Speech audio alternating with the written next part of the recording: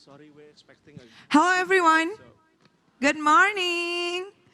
Sudah bangun semua ya? Lumayan. Oke, tepuk tangan dulu dong buat kalian semua. Welcome to America. Anyone come here for the first time? Any first timer? Ada yang baru pertama kali hadir hari ini? Oke, ada beberapa. Welcome to America. So, for those of you who have never been here before, America is the American Center. We are here trying to share any kind of information about the United States through our events. Nama aku Vivi. I'm one of the e-guide here, and if you guys have any kind of questions about America, you can ask me. You can come to me, or you can just simply come to a member booth to talk to our e-guides outside. So here in America, we held any kind of various events. Contohnya, upcoming events kita, we're going to have another performance in collaborate with 100% Manusia Express to Impress, time after time with Gabriel Harvianto and Wishnu Dewanta and Belarus Chamber. Nah, acara musik ini akan diadakan di hari Jumat 27 September dari jam 6:30 sampai jam 8:30 malam. And ini terbuka untuk siapa saja, langsung saja datang ke America karena semua acara di sini gratis. And we're going to have another workshop, Marvel Comics Artist from Concept to Pages. Jadi akan ada dua orang hebat, Mas Aryo Anidito dan Aditya Zulkarnain yang nanti akan memimpin workshopnya. Workshopnya akan diadakan di hari Sabtu tanggal 12 Oktober dari jam 3 sore sampai jam 5 sore saja. Jadi event yang diadakan ini belum tentu nanti akan ada lagi di minggu depannya atau di bulan depannya. Jadi jangan sampai ketinggalan. If you guys interest with one of our event, langsung aja datang ke sini. And we'll also have another service called Education USA. If you guys have a plan to continue studying in the US universities, tapi kalian bingung mau tanya-tanya sama siapa, we have two advisors from Education USA named Vina and Santika. Jadi if you guys want to consult or advising about your plan to study in the US, you can come here. They are here available every day from Monday to Sunday from 1 p.m. to 9 p.m. because we're also open every day. But every Saturday, we're very special. We're open from 10 a.m. to 9 p.m. And these are the highlights of our event that happened here in America and how to stay updated with our upcoming event. Simply visit our website at www.adamerica.or.id. Click register our Facebook Connect, simply fill your full name and then your active email. As register as our member, you'll get our newsletter once per week through your email about our upcoming event. It's also a free lifetime membership. And we're also very active in our social media. Don't forget to share all of your experience while you're here. Don't forget to help us to spread the love. Don't forget to mention us at America and use the hashtag #@America. And for those of you who still likes to tweet, please do so because your tweet will be pop up at our live tweet wall over here. And now let's just start today's event. I'd like to invite on stage Nisha, Head Organizer, and Vanessa, Co-Organizer, TEDxYouth at SPH. Tepuk tangan dulu dong. All right. Good morning, everyone. My name is Nisha. I'm the Head Organizer. And I'm Vanessa. I'm the Co-Organizer. And first, we'd like to thank everyone who's here with us today. We hope that you can enjoy the event. We hope that you can learn something important from our speakers today.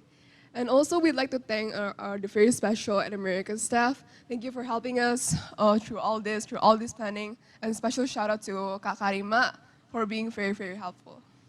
And we'd also like to thank all our speakers for coming here today. We know you have very busy schedules, so we thank you for sparing time.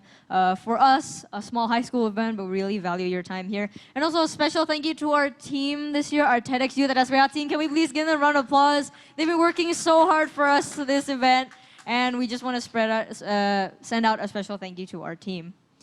So this year, the theme we decided to bring for you guys is break the ice. Much like a party or an event needs an icebreaker to ease tension, to motivate conversation, so we need forerunners of our generation to motivate talks about taboos, about these tensions, about taboos, about social issues, social injustices, and controversial topics. The speakers we invited to speak at our event will be sharing their experiences according to this topic. They will be talking about how they have resolved tension in their lives, be it from their line of work or from their personal lives. And so today we hope to inspire you, the audience, to resolving these conflicts that you have in your daily lives, just as our speakers have also done. Okay. So once again, we'd like to thank everyone for coming. We hope that you can enjoy this event. And now welcoming our MC here, Nisha and Well, it's me. Jeremiah. Okay, first we're going to watch an introduction video.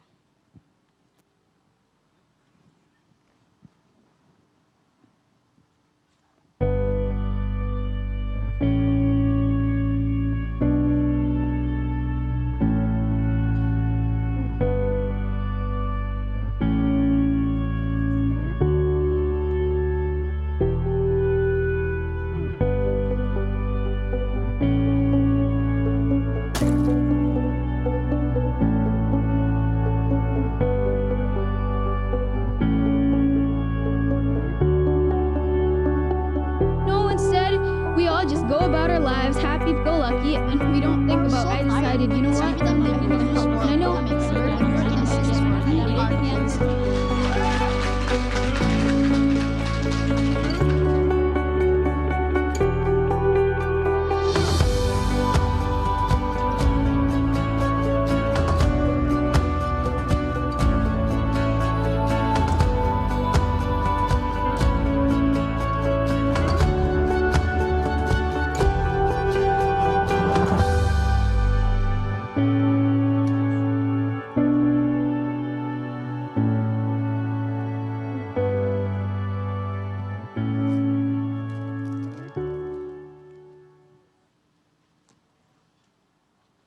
Okay, so that was our video. Hi guys, again, I'm Nisha. And I'm Jeremiah. Today, Welcome to TEDxYouth at SPH. SPH LV. So as you can see from the video, we have a great lineup of speakers today, varying from different fields of profession. So I think we'll just list the speakers then. Okay, today we have our first speaker, actually, Ivan Chen, a game developer. Then we have social entrepreneurs Veronica Colondam, Professional barista Harison Chandra. fashion designer Eddy Betty, Women's rights activist Karina Basaria.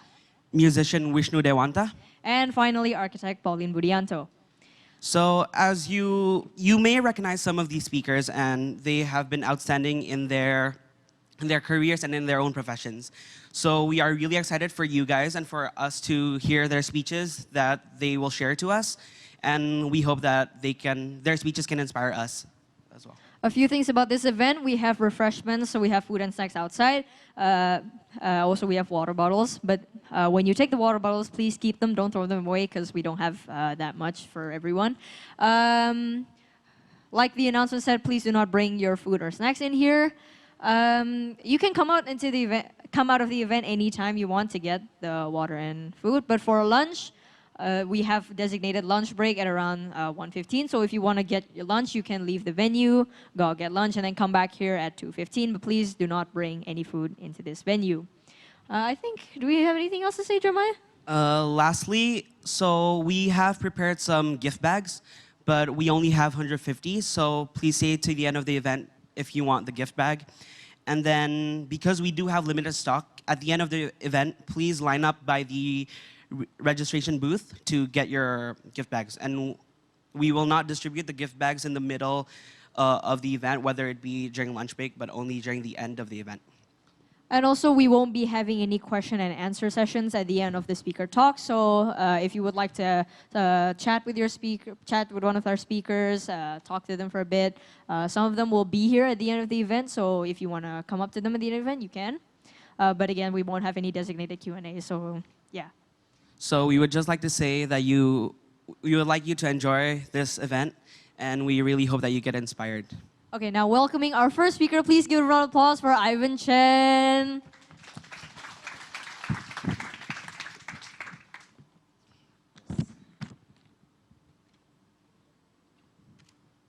Okay, good morning, everyone. First, I'd like to have my presentations called Melt the Ice, because I'm going to talk about soft power or cultural diplomacy. Okay, start it. I'm sorry, that's my alarm to get here.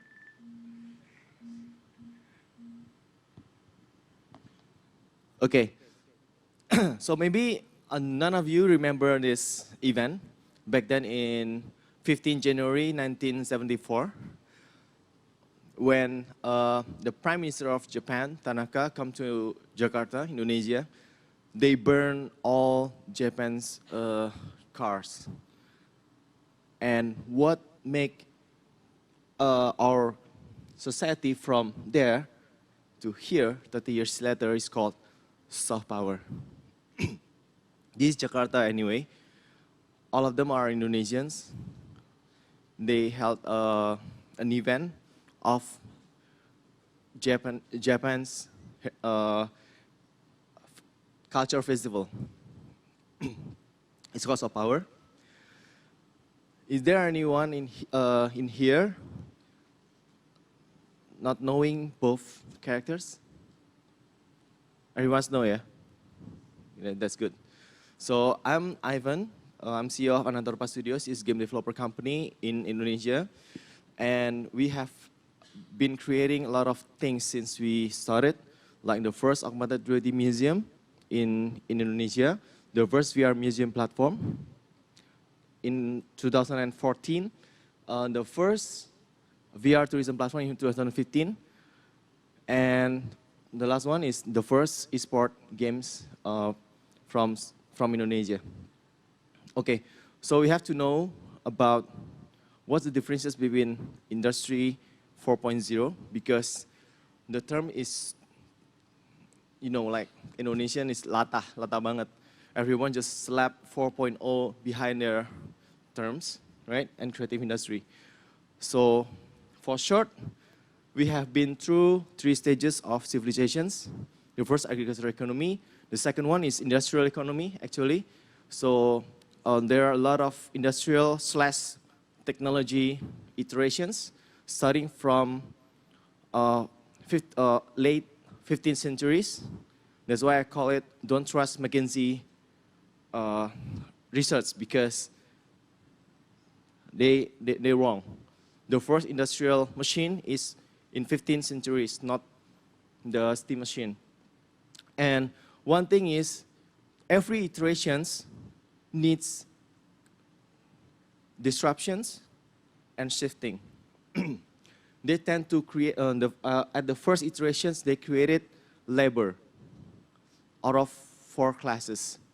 Do you know all the 4 classes in the world? In Chinese, they have 4 pillars. In Indonesia, they have catur warna. In Japan, they have another 4 classes from government, military or police, and economic class or arts. And the last one is farmers, most likely.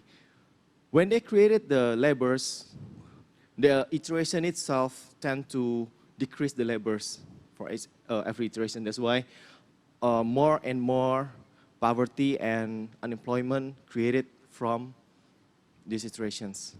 But in other part of the world, we have creative economy as soft power, and for new economic power. It is how to convert cultural values into economical values. Okay, on the left is there are the sectors of creative economy. And you can see this is School Japan strategy. So this is creative strategy, which we don't have in Indonesia right now.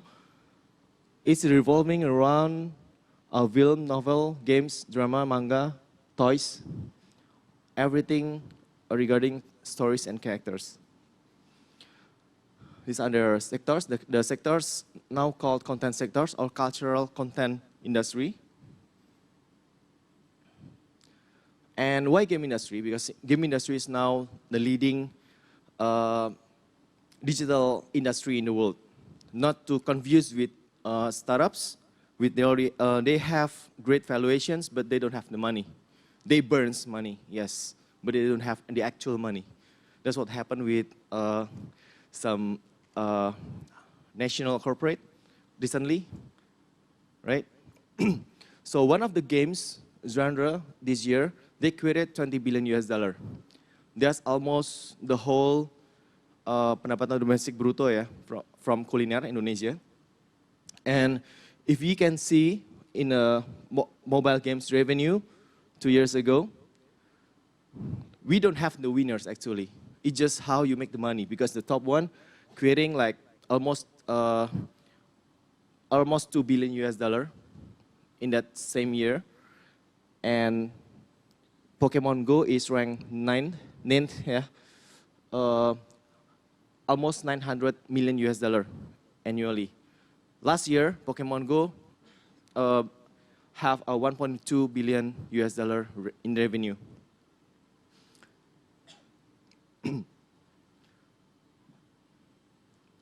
And then in China, they stated that games may be their best cultural export, of course. And in Korea, maybe most of you don't know about this. The games, their games export actually 11 times of K-pop music. So it's huge. And that's leading to China banning Korean game developers to enter the Chinese market. It's been 2 years. How big it is? So this is the world game market. Last year is 137 billion US dollar with growth rate 13%. And it is led by mobile games, which has 29% year-on-year growth. And Indonesia, surprisingly, we have the most compound annual growth rate, because in creative industry, because it is new, all the ones that matters is the growth. And for example, 3 years ago, on the left is Indonesian film market. It was 280 million US dollar in that year, particular year. But game industry already 704 million US dollar and ranked 17 in the world. Okay, these are the Indonesian gaming revenue, gaming market from year to year. From 2015 to 2018, increased almost 4 times or 400%. And almost 46% the gamers are female. Surprisingly, but here lies the problem. The problem is only 0.2% revenue are from Indonesian developers. I think we, Indonesian as a country now, we are facing the biggest deficit in our times, right? Not only in gaming industry, but in textile. If you read the news recently, and that's because the policy of importing is importing stuff, goods. Let's say the government give you incentive if you can import stuff, not to create stuff. That's why we have such big deficits. And in the world itself, gaming, not only entertainment industry, it creates a lot of solutions from health. They found the cure to HIV. And then if you know Uber or Ford and Google's LiDAR, the self-driving car, they train the technology using gaming engine. And the latest AI, artificial intelligence, are born inside one of the gaming platform, Dora. And this is for national branding. So the Prime Minister of Poland gave a gift, like diplomacy gift to Obama, The Witcher. Now, why choosing game with cultural aspect or story? Okay, so previously, I always call it the story that changed the fate of a nation. In 1986, Meiji Restoration, if you remember correctly, one of the classes in Japan are banished.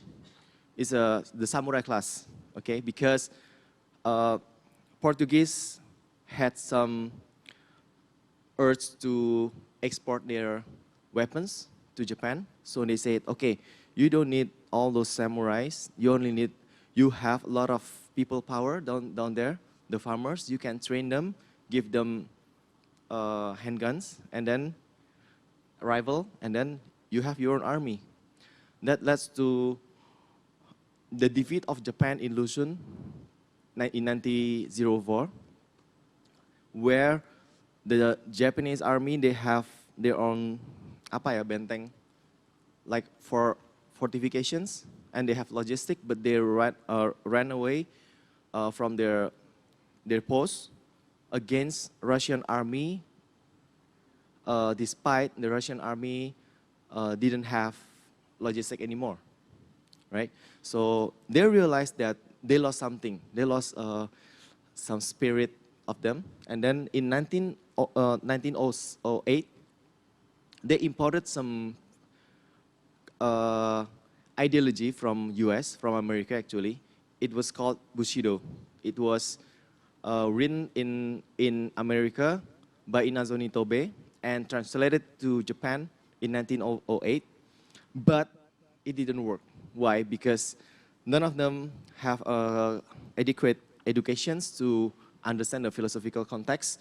And then in 1911, they created a fictional characters called Musashi, which actually a physical form or an icon from that ideas of Bushido, right? But that also didn't work. Why?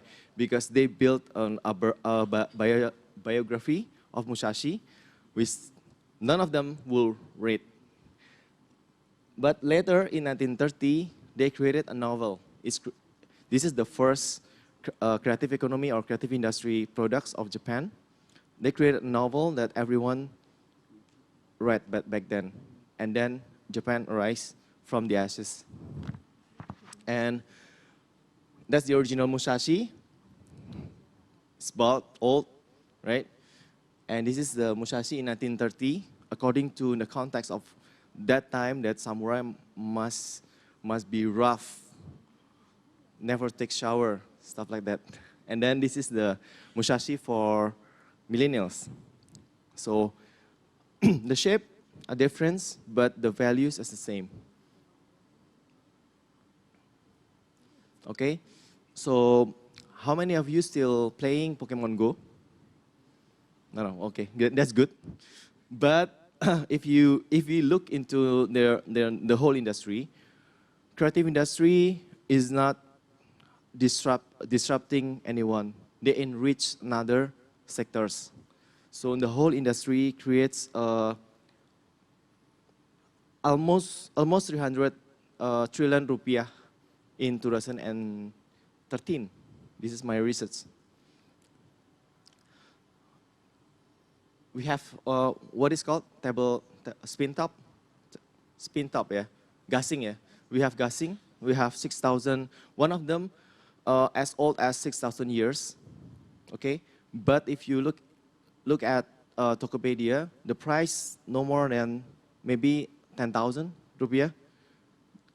Japan, in other hand, they can create similar gassing. The cost is their price will be like $15 because they create the story and characters. It's branding. It's the storytelling that creates the values, right? It's also the same from samurai to Gundam. It even the Gundam even have the same, you know, what is called chomage. Okay, and their value is increasing over time. So I'd like to introduce the born of our latest product. It's actually the first e-sport, because if you know, our deficit is quite high, and the government is not stopping. They still encourage imported games. Like last time, mobile games, the mobile PL President, yeah, President Cup, is from China, Mobile Legend, and for next year, they supported another Chinese game, Free Fire. We try to fight that back with our products. So this is the result of our research on our culture and heritage. On the concept, you can ask me later, okay? These are the sneak peek preview actually. We haven't shared this to any media now. So our goal is, we have, in terms of creative economy, creative industry, we have our own mountain of gold, right? They need to be told in stories, in another product, in other medias, to create a soft power, to create cultural diplomacy, and the last, not least, to create a new economic power for Indonesia. Okay, so for me, creative strategy is cultural strategy. Thank you.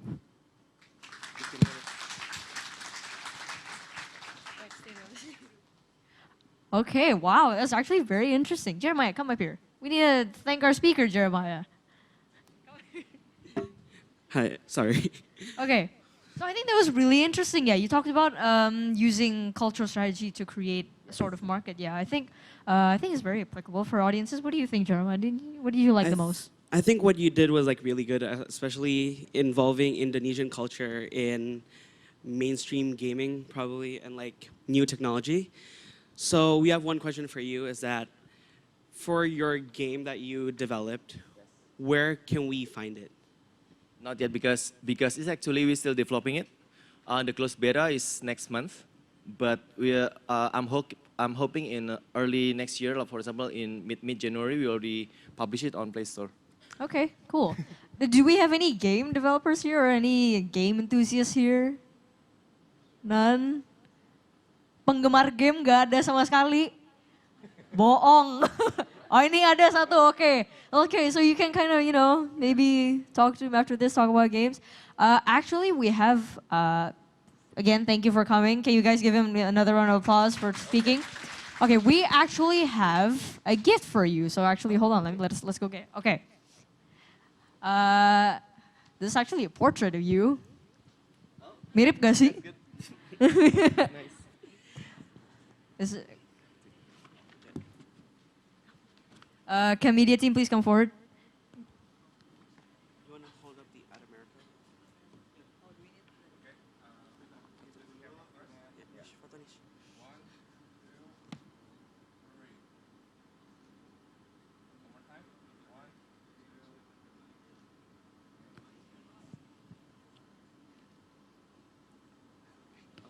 Thank you.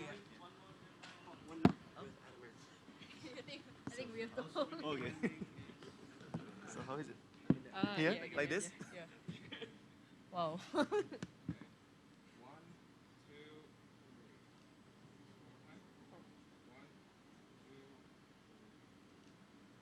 Thank you. Here, give another round of applause for Ivan. Okay, first speaker done. We still have a lot more, so don't worry. Our next speaker. Our next speaker is social entrepreneur Veronica Colondam. So let's just tell you guys a little something about her. Okay. So Veronica here, have inspired many individuals to help her around the world. She's a very hardworking woman, dedicated her life to positively impacting the youth of today through the establishment of Yayasan Cinta Anak Bangsa, or YCAB. Has anyone here ever heard of YCAB? Yayasan Cinta. Okay. Okay, we have some people. Other than being the founder and CEO of YCAB, she is also an author on books concerning the youth. She's also the recipient of the United Nations Award and a loving mother of 3 children. So as you can tell, she is quite a busy woman. So we are actually really grateful to have her with us today in this event. And then, I don't know, Jeremiah, how about, do you personally engage in social entrepreneurship? I try to. You try to, okay. Is anyone interested in being an entrepreneur in here? Social entrepreneur, anyone? Possibly. Not yet. Oh my gosh. Okay. Well, I think she's really cool. I mean, also she's a mom of like 3 kids, right? She has to run her company, raise 3 kids, and then come to our TEDx event. Honestly. And yeah, again, with being grateful for her being here, for her being in this event, because she actually just came back from the U.S. Yeah, she did. She actually just came back from the U.S. So we are really thankful to have her in our event. And do you have anything else? How about bring it back to you guys? How are you guys feeling today? We haven't asked you that in the beginning. Are we good? Okay. Are we really good? Okay. Can I ask, what are you guys most looking forward to in this event? Shout it out. Anyone? Anyone? Can anyone stand up? You know, let's go to the audience. Pick a random person. Tell us what you feel about today's event. What are your expectations? You know, I think I'll go up here. Nisha, can you take over that side? Okay. Tell me if you find anyone, though. Is anyone excited for this event? Anyone? Jeremiah, pick someone. They're too shy. Okay, pick so someone. this is actually from SPH. Oh, we have an SPH team here. So, Okay. let me ask you, what are you guys most excited for in this year's TEDxYouth at SPH event? To learn from these amazing people and how they can break the ice. Very on theme. Anything else from the SPH team? Maybe how about non-SPH people? Okay, let me look on this side, Jeremiah. You can take a break. You, sir, maybe. What do you have? What expectations do you have for this event today? A unique perspective on things. Unique perspective on things. Okay. Do you have any speaker that you're looking forward to the most? I guess all of them. Okay, all of them. Wow, inclusive here. Thank you.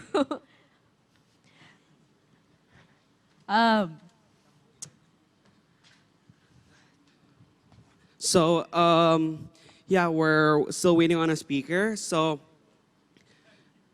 honestly, like, how are you guys doing today? Like, what brings you to this event? Are you guys, like, just spending another Saturday with us? Why did you guys decide to spend the Saturday with us? Anyone? Did you guys, like, see the lineup of speakers, then decide to come, or did you just see TEDx, then you just want to come? Wow, okay, maybe it's too early in the morning, Jeremiah. They're not ready yet. Okay, so actually, I think we have to move things on a bit because there's been traffic issues with Buvero. So maybe we should introduce our next speaker. It's Harison Chandra. So he's the owner of Ottoman's Coffee Brewer. Some of you guys might know, or you've been there. And then, so he's a professional barista with multiple championships under his belt, including, but not limited to, winner of the 2017 Indonesian Brewers Cup, the 7th overall in the World Brewers Cup of the same year. And despite the impressive titles, however, Harison Chandra still enjoys working in his coffee shop and getting to know his customers. So we are actually really thankful for him to be here and sharing with you guys. And we really hope that you enjoy his speech today. Harison Chandra. Please give a hand.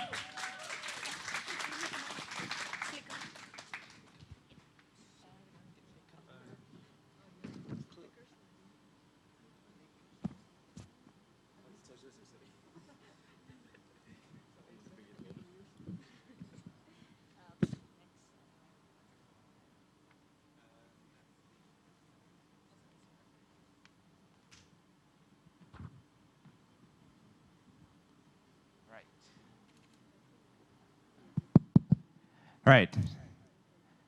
How's everyone? Good. Now, I need more energy. How's everyone? Good. Yes, that's the energy, guys. All right. First of all, I just want to say thank you to the organizer for having me here today. It's really a humbling experience to be here and with the fellow speakers. I'm very inspired with the previous speakers. I think he gone through a lot of statistics and a lot of effort, and I feel ashamed because I don't do that.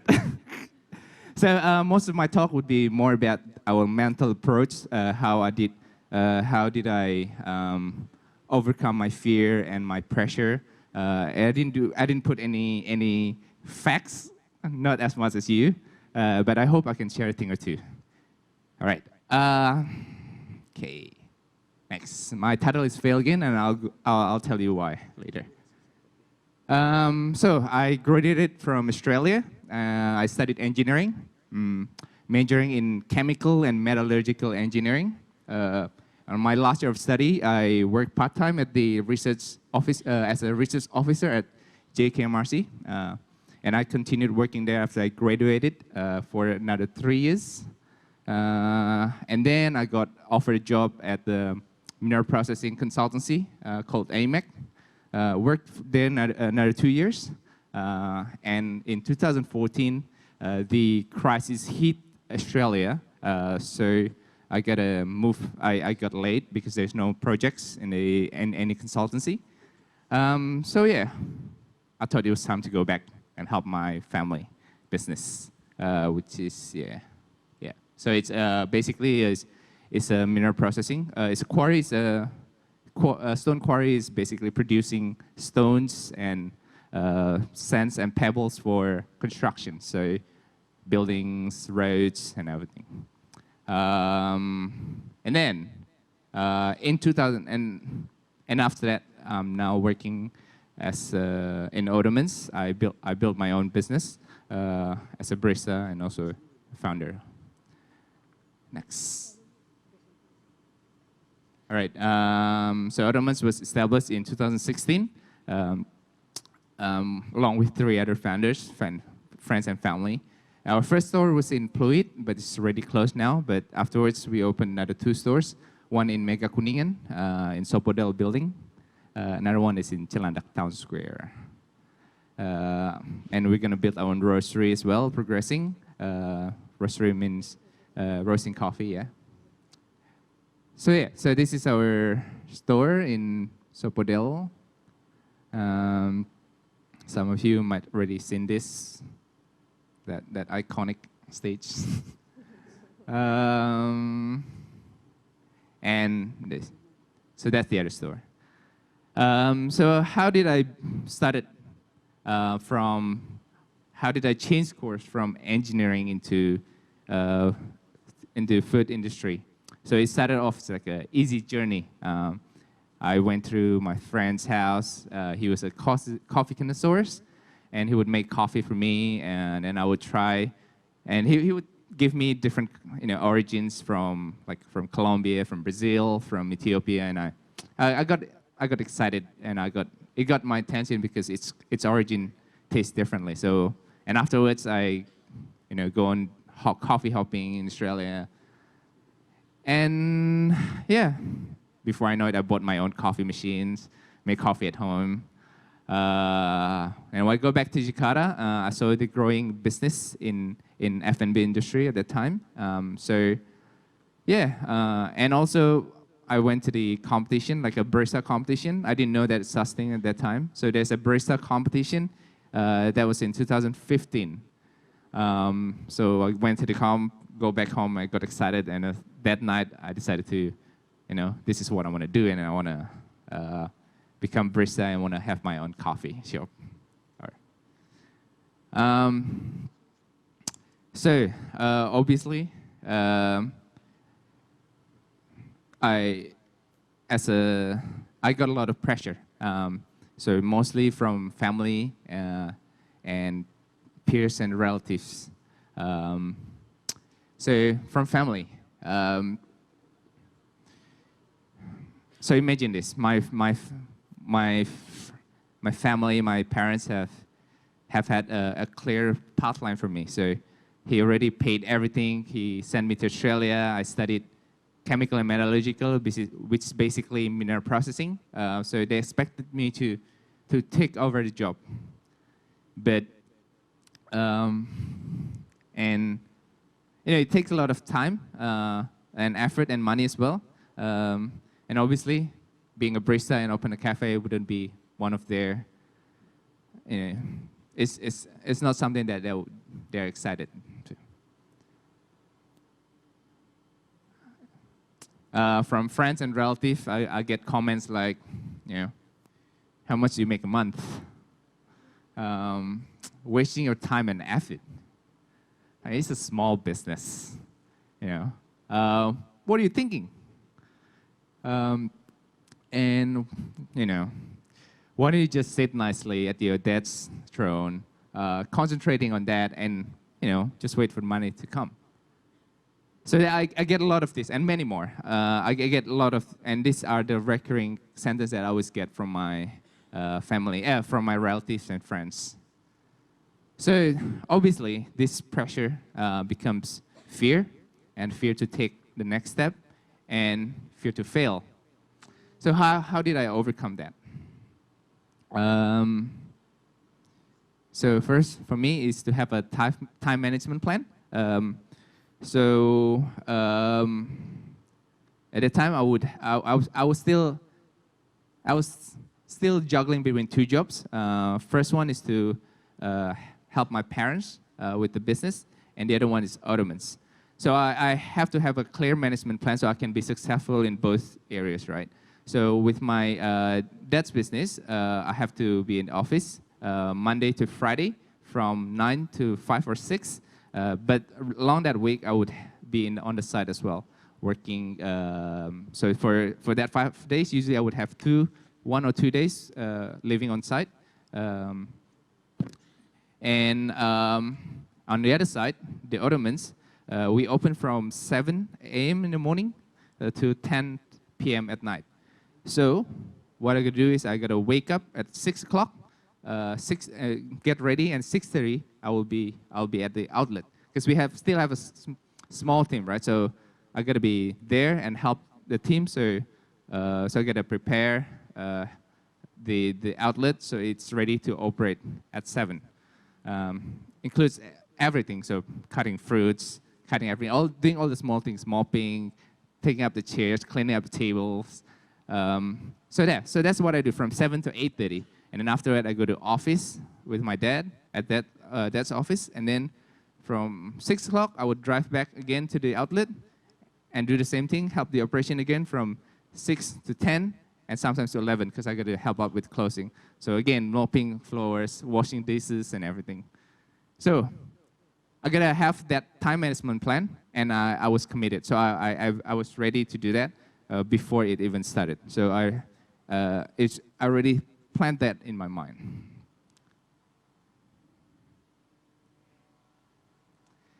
Be committed. So if people ask me, am I tired or was I tired at that time? Obviously, I was tired. So I did that for 2 years, nonstop, Monday to Sunday, every day. On Saturday and Sunday, when I'm not at my dad's office or there's nothing to do there, I will be at the outlet from morning to night. So I did that for the whole 2 years without any break. Was I tired? Obviously, I was tired. But I live on a principle where I can't be lazy. See, if I become lazy, then I would be disrespectful for people who trust on me. So that's my mentality, and that kept me going forward and make sure that I committed to what I have committed before. See? It's the next one. Be a winner. Be a winner for me doesn't mean that you will always be number one, but having the mentality and the hunger to always making progress. The idea is, what can I do today so I can be a better person, a better version of myself yesterday, and moving forward. So I always have that mentality. For example, during my competition, so we have 2 regionals, right? West and East. So I was competing still in the West, so I can qualify for the national. So in that 2017, in the regional, I didn't do well. I was placed 12th out of 50, which is still okay. I still qualified for the national, but I was disappointed because I put a lot of time and effort to achieve my target, which is in the top 6, but I couldn't. But I didn't. So I was disappointed, but I wasn't discouraged. I know that I can do better, so I would dissect everything, starting from the coffee, my presentation, my workflow, really talk to the judges and find out what I did wrong so I can be better prepared for my nationals competition. So I did that. I put more time and more effort.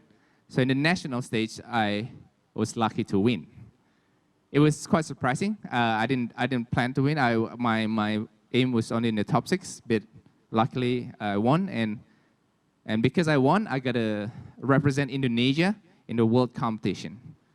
So I remember clearly at that night, after all the celebration, got the title and everything, got back home, and I was thinking to myself,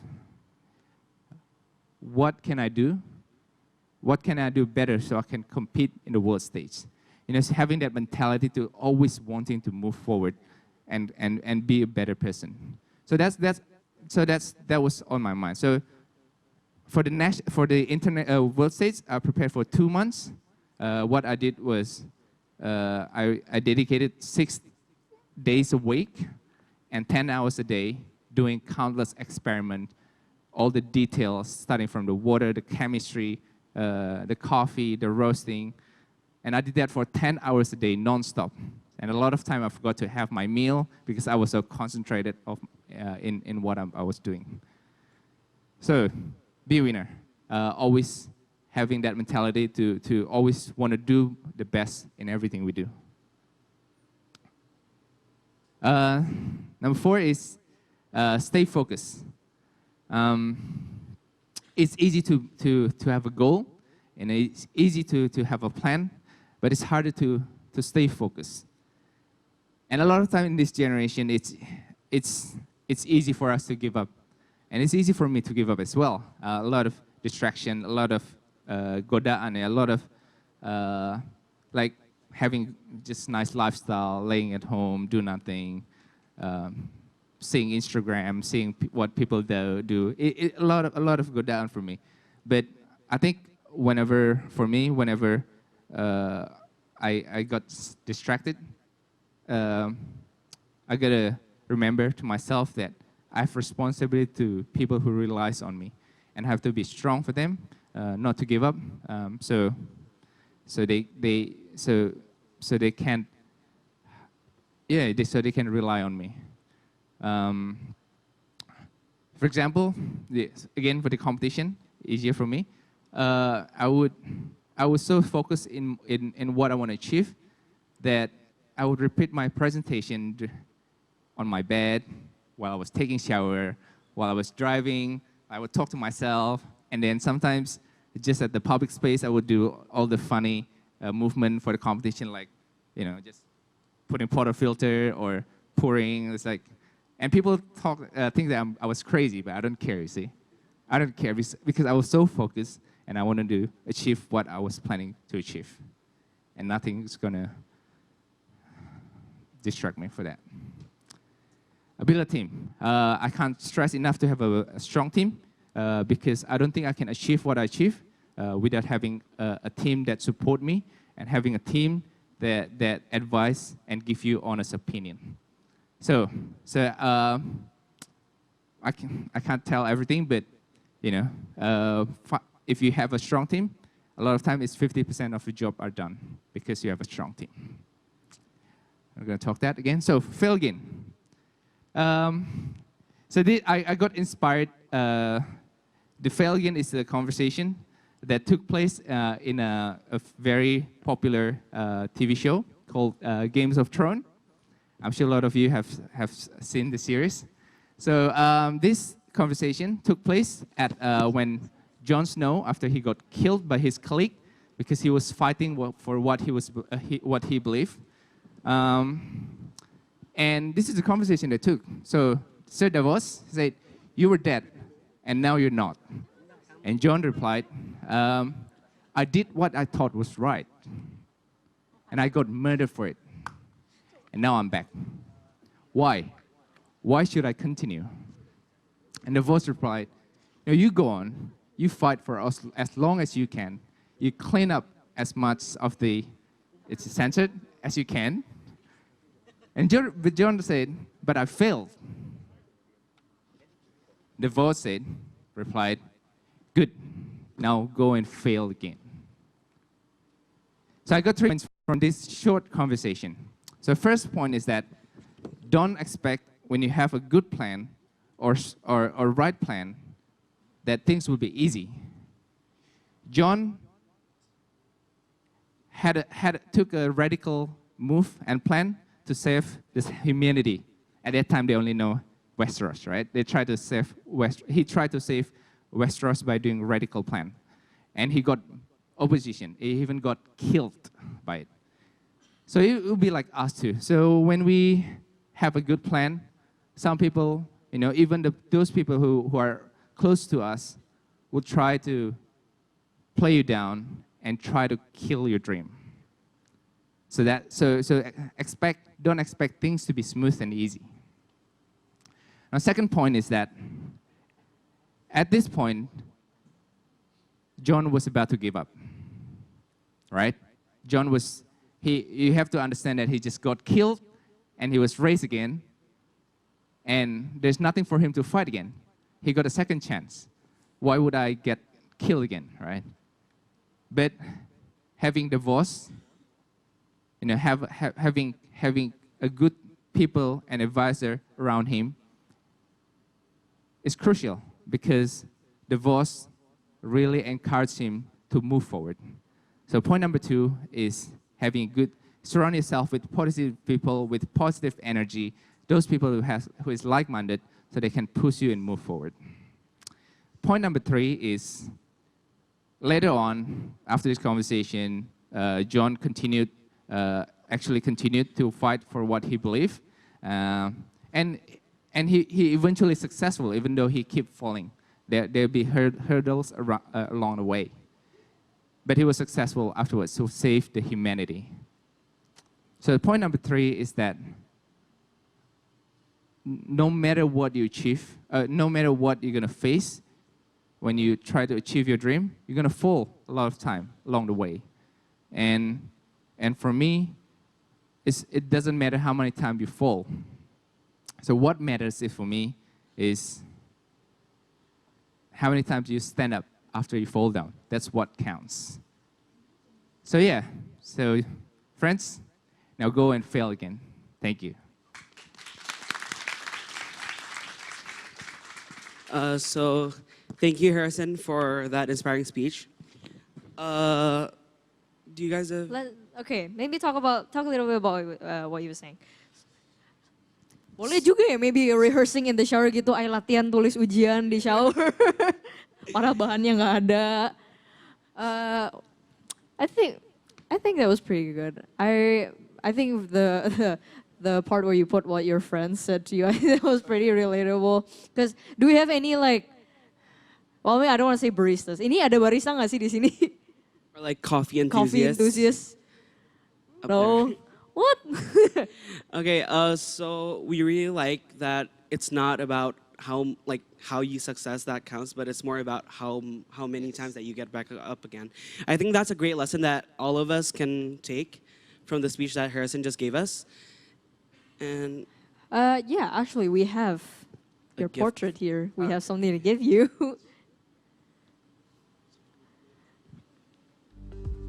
I think it's pretty similar. It's pretty similar.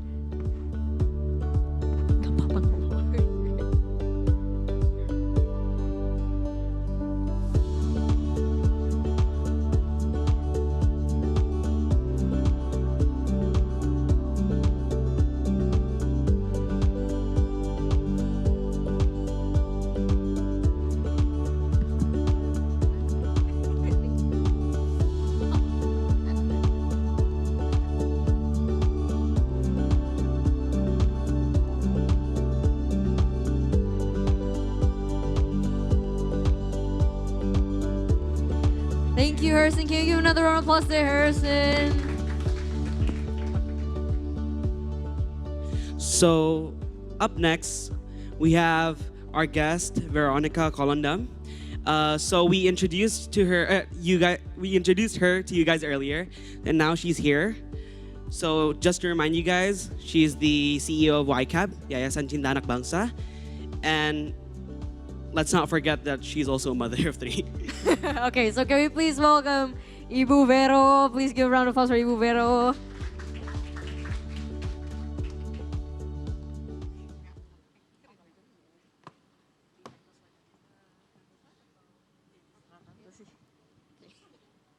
Can we give her a round of applause again? Okay, good afternoon, everyone.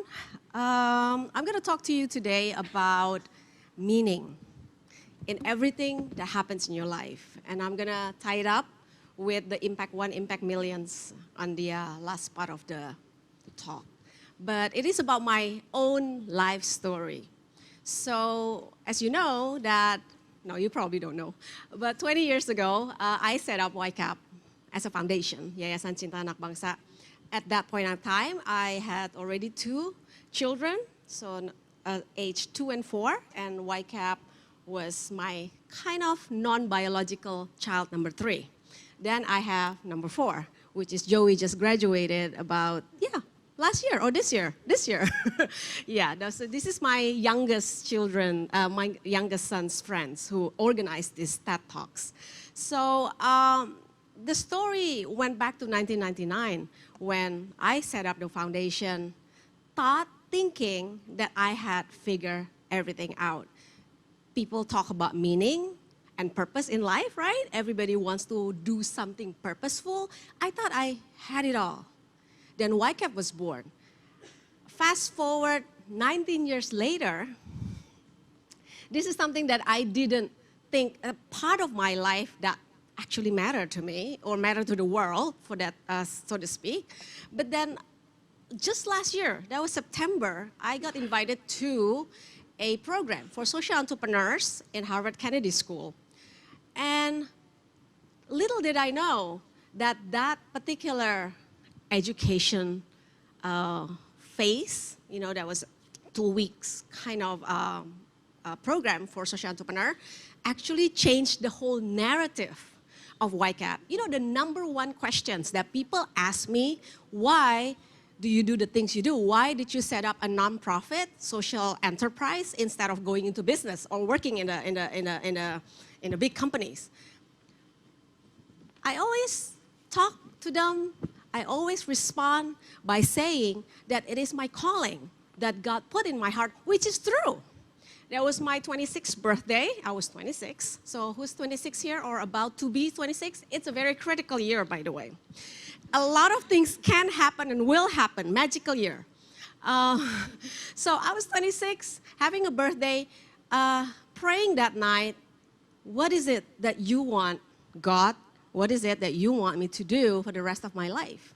You see, for a 26 years old to ask that question, it's kind of weird. Usually people ask that question when they're 76. But I'm glad I did it when I'm 26, so I'm giving the best part of my life, not the rest part of my life, to serve others. So that was then. I asked about meaning. I asked, what is it that I need to do? And YCAP was placed in my heart, and I set it up back in 1999. But a little story that I was pushed to realize, it's during my last class, last day in Harvard, this professor, apparently celebrity professor, Marshall Guns, talked about personal story. He said, when people ask you why you do the things you do, great if you talk about the spiritual dimension. It's good that you actually talk about it. People don't have that higher presence in their life at this very young age, but I'm sure there's more. So they push and push and push, and that day, a kind of part of my life, one part of my life that I tried to hide, I tried to bury, came to life. And I didn't realize how powerful it is. The story is this. I was 18. I was facing final exam. Eptanas zaman itu namanya. Ketahuan zaman umur ya. Sekarang UN. My dad got a stroke, brain hemorrhage, Monday, right? And died Friday, 5 days. That was during the entire week of Eptanas. And then more. I have another week to go. Losing my dad at the dramatic part of my life, very important week of my life, was hard. I mean, losing a dad is hard. But losing it at that point of time was tragic. But I chose not to feel anything. I kind of delay my grief because I have to graduate. Can you imagine if I lost my dad and fail? That would double tragedy. So then my choice, I think, to bury that story, to bury my feelings, led to me burying that part, because the death of my dad led to my discontinuation of my school at that point of time. I was one of the top students, but I was the only one in my batch who did not actually go to university. I had to delay because my mom was a household mom, didn't even know where my dad's bank was. So it was really chaotic. So I had to deal with the loss, I had to deal with the delayed grief, and then I had to deal with not going to school. So that part of my life was very, what's the word? Shameful. Because everybody talks, you know, when you don't go to university, everybody talk, why? Now they call it, there's a word for this, gap year. That's the zaman now version of not going to school. They say it's a gap year. I respect that. But for me, it was circumstantial. I couldn't go to school because I did not have money, right? So to make things actually more dramatic, the morning that my dad died, that was 1 a.m., by 8 a.m., this is a university in Canada, gave us a call. There's no Google, there's no internet, nothing. So this is all. So I was actually applied as an art student. So I sent my portfolio, and then they called me to tell me that I got accepted.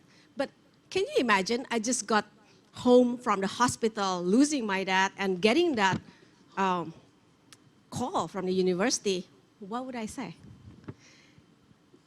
Well, I said, I don't know, because they were telling me when to pay the tuition, and I said, I don't know. I just lost my dad. And they were saying, sorry, but then at that point of time, I was going down the spiral of darkness because I didn't know if I could even go back to school, right? But I'm the youngest of 3 siblings. I have 2 older brothers. So I said, I need to do something. I'm probably gonna take up a job. Can you imagine an 18-year-old thinking to get a job to help save the family?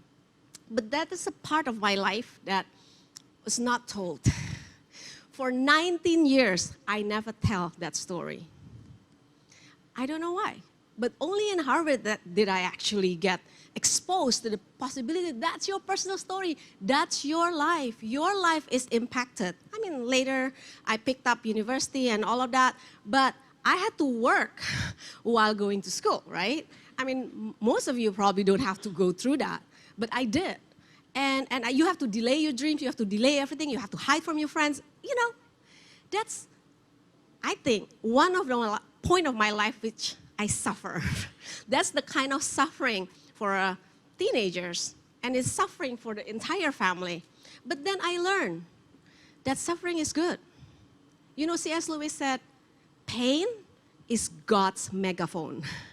When you are going through pain, God is trying to tell you something. God is trying to talk to you. So what you need to do is to open your heart and hear what is it to be said to you. So for 90 years, I never tell this story, but in Harvard, I learned that this is the one story, the human story. It's more powerful and stronger to be told to everybody. So I walked out with 2 dimensions now. When people ask me, why do you do the things you do? Why did you set up YCAP 20 years ago? I say there's a spiritual element to it, which is a calling. This is me speaking to God and give birth to YCAP. But number 2, there's an experiential element, which my experience, which I thought was shameful, I thought was something I want to bury, I'm not gonna tell the world, I wanna hide from, this actually has meaning. It has meaning why I actually, in 20 years, 56,000 school dropouts have gone through our Rumah Belajar and have been put back to school. And now, only this year, we sent out our first batch of university students, the children of the mothers of microfinance that we serve. And 3 million have already been touched by the work of YCAP in 20 years. So my life is impacted, and I impact millions. Imagine if each of you here, I don't know, 100 of you here, if your life is impacted, if you choose to do something to change the life of someone, there will be 100 million at least life will be affected. You see, start with easy, your mbak at home, your driver, people who work in your family. Make sure that their kids don't drop out of school. As easy as that. You know, there's 2.5 million who drops out of K to 12 years education every year in Indonesia. That's half of Singapore. But if you decide that you'll take care of your domestic helpers, 1-to-1 ratio, this dropout will come down. And it has come down. In the communities that we serve, we see the decline in dropout rate from 11 to 1% between 2012 and 2019. So I want to talk about impact. Impact, it's an important thing. Impact, it's something that is measured. What is it that you want to get out of your life with? Is it quantitative? Is it qualitative? You decide, because it's your life. You're gonna write that essay of your life. But you need to be fulfilled. So everything that happened in your life, embrace it. The bad things, it's okay. Talk about it. Remember Oprah? Sexually harassed since he was like young by her own dad. He talked about it openly. And that empowers her, empowers the entire world. So impact one, impact millions. Because you have the potential to do that only when you find your passion and you want to do that, you know, purposeful, that your life will bless others as well. So thank you for your time. I hope my story, you know, can relate to you. Thank you. Thank you. Stay on. Where do I go with this? So can we give her another round of applause?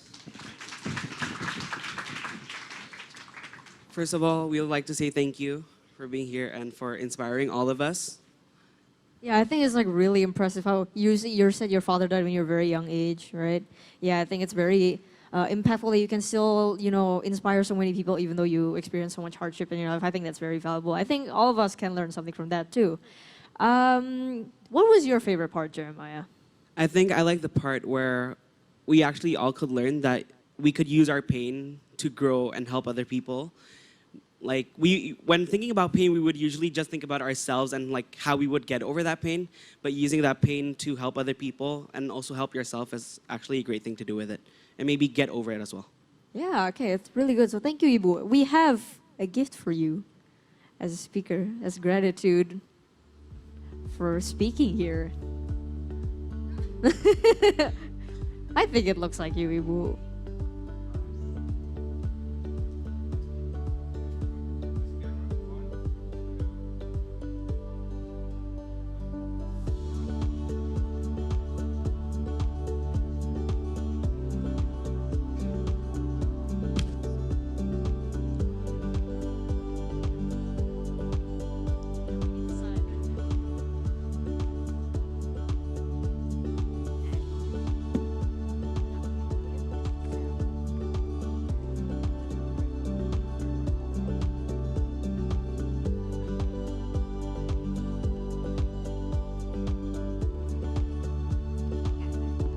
Thank you, Ibu. Please give another round of applause. Can I just ask, how are we all doing so far? All good? Yeah, we good? Woo, okay. We have one more speaker for our lunch break. So our next speaker, I think a lot of people are actually looking forward to him. Our fashion designer, Eddy Betty. This fashion designer has been in the industry for 23 years. Okay, give him another round of applause. You can clap for him. You can clap for him. Okay. So Eddy Betty is one of the few Indonesia's hot couture designers that has captured the attention of many international audiences, presenting works of art that highlight the beauty of women's body through his trademark bustier and being a trendsetter of this innovative design that shows technique of hot couture. Prior to having his own brand, he worked under several top European designers that have established his diligent work ethic. Despite being a designer of his caliber, Eddy Betty is a warm person that welcomes anybody to come to his studio. So can we please welcome Eddy Betty, ladies and gentlemen. Give him another round of applause.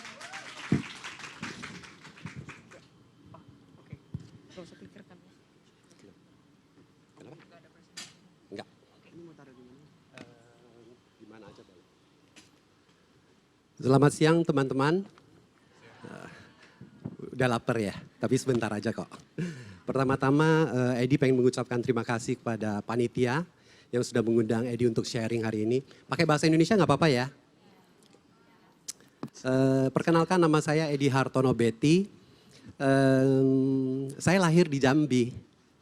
Jadi setelah tamat SMP, saya pindah ke Jakarta. Waktu SMP itu saya demennya mulai menggambar. Jadi gambar apa aja deh. Nah setelah itu SMA-nya baru fokus gambar ke baju. Pasti teman-teman pengen tahu ya kenapa nama top saya tuh Eddy Betty. Jadi ini nama mama saya. Kalau teman-teman mungkin kan pakai nama papa di belakangnya. Kayak Jeremy Perwata gitu. Tapi kalau Eddy kan Eddy Betty, jadi pakai nama mama. Karena waktu meritnya mereka nggak ke catatan sipil, jadi mereka hanya melakukan seremoni adat. Jadi hukum di Indonesia itu anaknya ibu, jadi saya pakai nama mama saya, Eddy Betty. Kadang-kadang orang pikir, oh 2 orang ya desainernya, Eddy dan Betty gitu. Ternyata enggak, hanya 1 orang. Dan Eddy terbiasa dengan nama Eddy Betty ini karena waktu sekolah di Perancis, di sana secara formalnya mereka nggak pernah panggil kita Eddy gitu, nggak pernah. Tapi misalnya Mr. Betty atau Monsieur Betty atau Tuan Betty atau Mr. Pewarta gitu loh.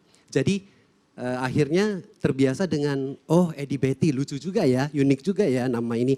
Akhirnya melekat sampai ke nama top saya di Indonesia sebagai fashion designer, Eddy Betty.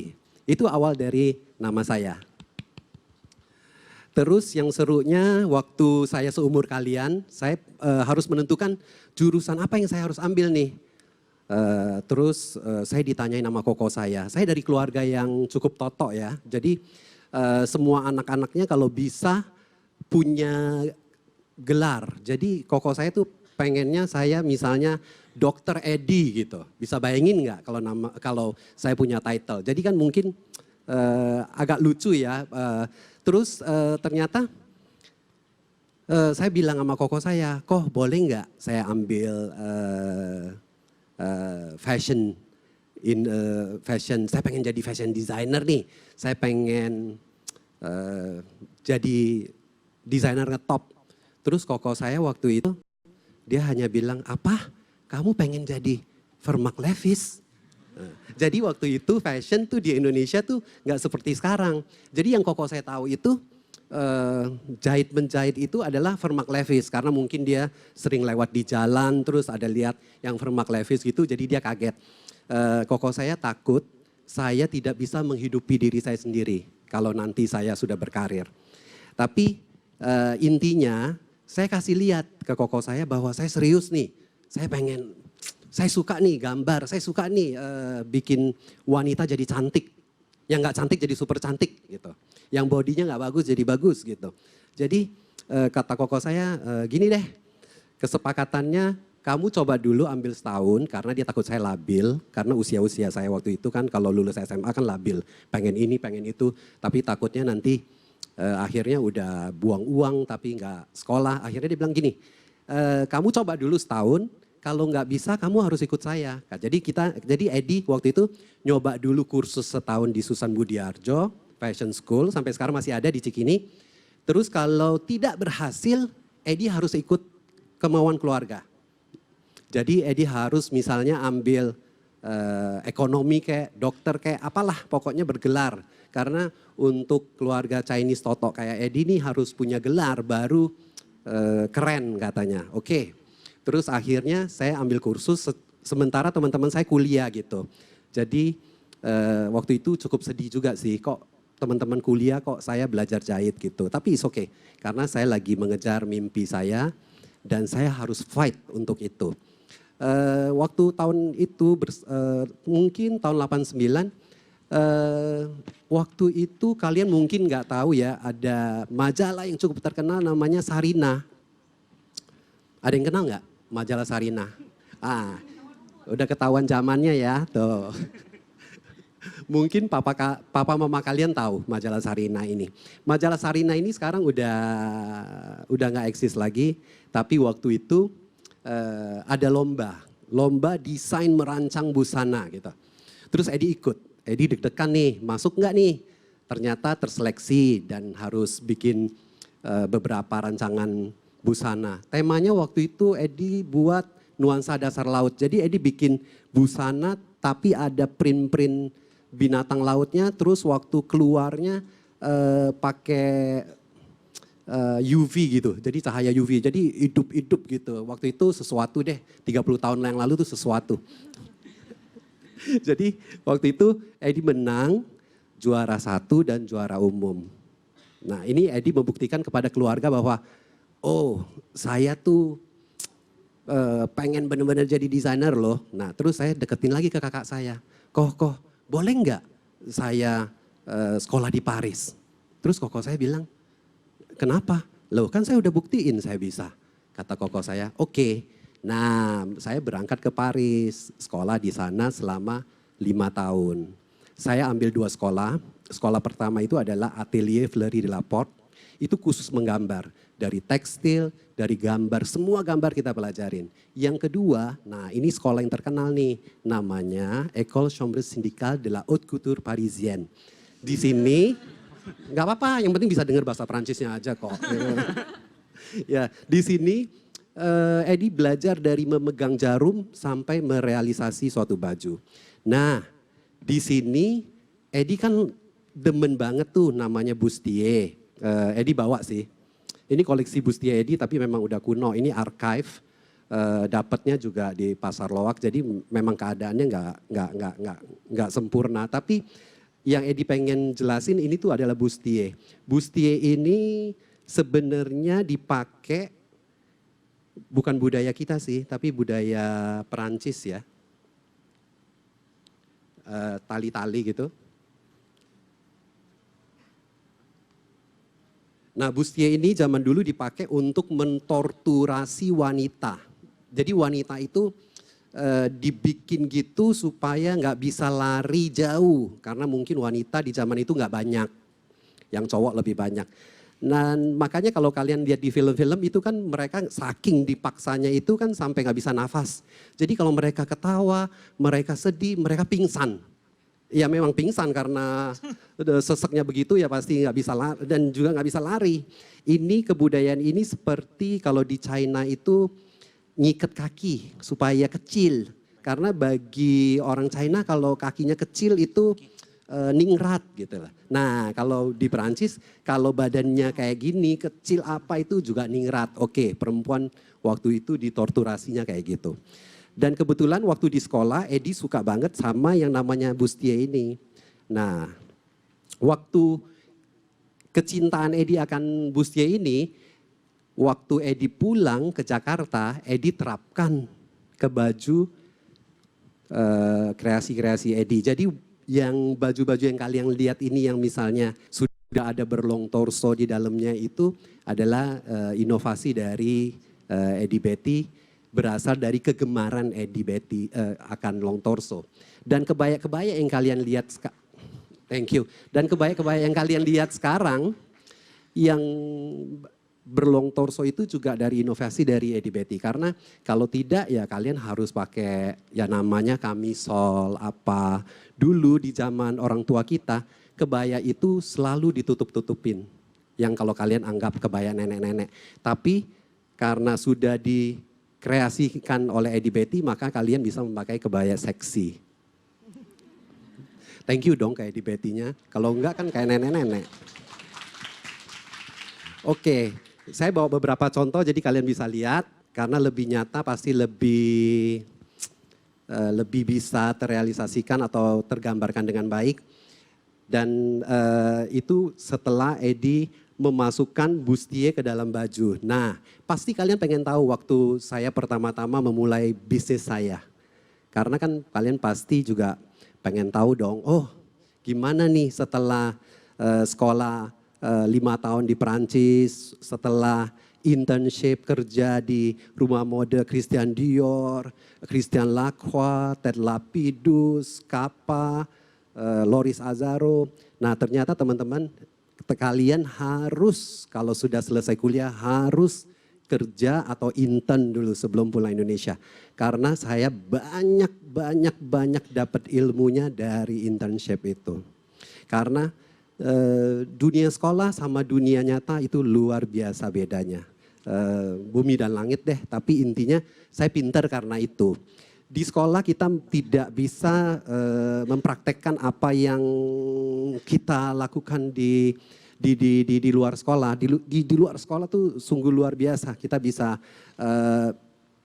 bisa banyak ketemu kain yang bagus atau ketemu bahan-bahan yang bagus atau ya kita bisa mempraktekkan kayak main piano deh. Kalau di sekolah kita main pianonya basic dan klasik, kalau di kerja mulai klasik sama kontemporer. Kalau udah bisnis sendiri jadi kontemporer banget. Mau main musik apa aja bisa. Oke, waktu Eddy pulang ke Jakarta, Eddy happy karena bisa berkumpul lagi dengan keluarga, terus juga bisa makan enak lagi, makanan masakan Indonesia karena udah lama nggak makan Indonesia. Terus pulang-pulang saya disambut banjir sepaha. Terus saya harus gotong-gotong buku saya yang separuh terbasah gitu. Nah, di balik musibah ini ternyata memang selalu ada berkat teman-teman. Jadi teman-teman kalau kena musibah jangan sedih. Karena di balik musibah itu ada berkah. Terus saya merasa, oh berarti Tuhan kasih saya pelajaran ini ya. Berarti saya nggak boleh tinggal di daerah sini. Waktu itu saya tinggal di barat. Jadi akhirnya saya pilih tinggal di selatan karena soal banjir itu. Karena saya tidak mau membangun rumah mode saya akhirnya kebanjiran dan merusakkan semua barang saya dan klien pun nggak mau datang tentunya.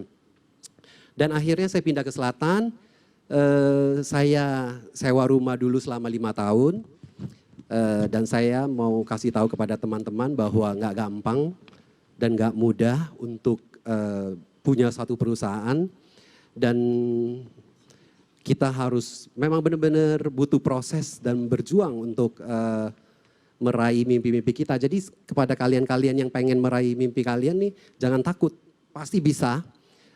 Karena yang penting benar-benar yakin aja sama apa yang kalian perjuangkan untuk meraih mimpi kalian. Yang penting planningnya yang benar, yang bagus. Ngomong ke keluarganya yang baik, yang bagus juga dan kasih info yang sebanyak-banyaknya dan saya rasa dengan kegiatan dan keuletan kalian pasti bisa. Setelah Eddy pindah di Jakarta 5 tahun kok belum ngetop ya. Terus akhirnya Eddy pikir, waduh apa saya ini desainer gagal ya.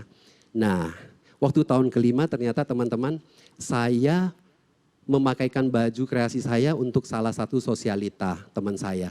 Ternyata dari situ terkenal tuh, banyak yang suka dan akhirnya dari mulut ke mulut Eddy terkenal. Dan mulai dari situ Eddy berkreasi dan ya bikin show sendiri atau apa. Pokoknya apa aja deh yang bisa mempromosikan diri saya sendiri untuk terkenal. Kalau zaman sekarang kan banyak sosmed, gampang banget untuk terkenalnya. Tapi kalau zaman dulu 23 tahun yang lalu itu luar biasa susahnya. Kita harus bikin show, kita harus foto di majalah, kita harus melakukan banyak hal. Jadi menurut Eddy, apa yang kalian mimpikan jangan pernah menyerah dan kalian itu adalah our next generation. Jadi jangan takut kalau pengen sesuatu harus fight sampai bisa, sampai dapat karena tidak ada yang mustahil. Dan yang paling penting selain kerja keras adalah doa yang banyak. Itu sih dari Eddy. Terima kasih. Terima kasih banget Eddy, I think that was really good. Jadi mirip sama si Harison ya, jadi agak konflik sama keluarga. Betul banget. Tapi nggak ada masalah. Sekarang udah oke sih. Kalau bisa ngomongnya, bisa kasih info yang baik, saya rasa keluarga akan ngerti banget. Kayak misalnya, saya mau jadi chef, tapi saya kasih tahu, oh chef tuh bukan tukang masak loh. Chef itu adalah bisa buka nanti restoran, the good one, the big one, the top one. Nah, coba aja masakin dulu sedikit nih, cobain dong papa mama enak nggak gitu. Jadi harus ada aspek jualan dulu ya. Jadi harus ada aspek ya promosinya, terus lihat cuaca juga deh, terus lagi gimana nih keadaannya, everything's okay nggak, keadaannya enak diajak ngomong nggak. Saya rasa kalau udah di planning dari awal, everything's good, everything's Oke, amin ya semuanya. Jadi for all of you guys, kalau misalnya emang mau ngambil jurusan atau ngambil profesi yang unconventional, jangan takut sih, benar-benar just follow your dreams. And if you really do have a passion in it, dan kalian emang bekerja keras, kamu pasti bisa sukses. Amin, oke. Jadi we still have a gift for you, so if you could. Pose-nya keren banget nih.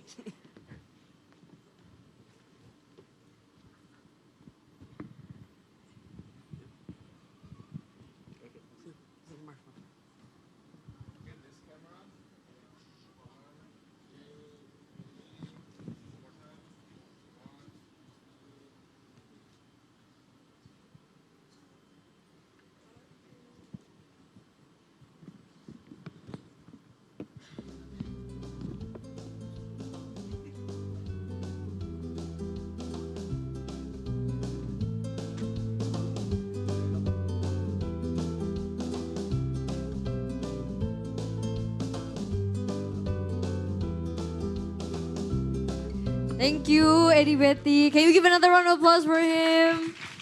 So right now, that's like our first half of the event. And kita sekarang mau go into lunch break. The lunch break will be roughly for 1 jam lah. Yeah, okay. Slightly So more. we're actually ahead of schedule. Jadi tadinya 1:15 ya mau mulai lunch, tapi sekarang udah jam ya adalah it's earlier. So we have more time for lunch. So if you could, you can go out get your lunch as long as you come back here by 2:15. Jadi 15 menit setelah jam 2. And after the lunch break, we still have 3 more great speakers coming up. Karina Basaria, a women's rights activist. And we have Wishnu Dewanta, a musician. And last but not least, Pauline Budianto, an architect. So stay tuned, have your lunch, you can go to the mall, and come back and don't be late by 2:15. 2:15. By 2:15, and we'll see you guys back here. And disclaimer, you're not allowed to eat in here, and we have some refreshments and small food outside and drinks, so... But please do not bring it into this hall. So if you want, please leave it in your lockers, or just don't bring it in here. Thank you, you can go to lunch now. Thank you.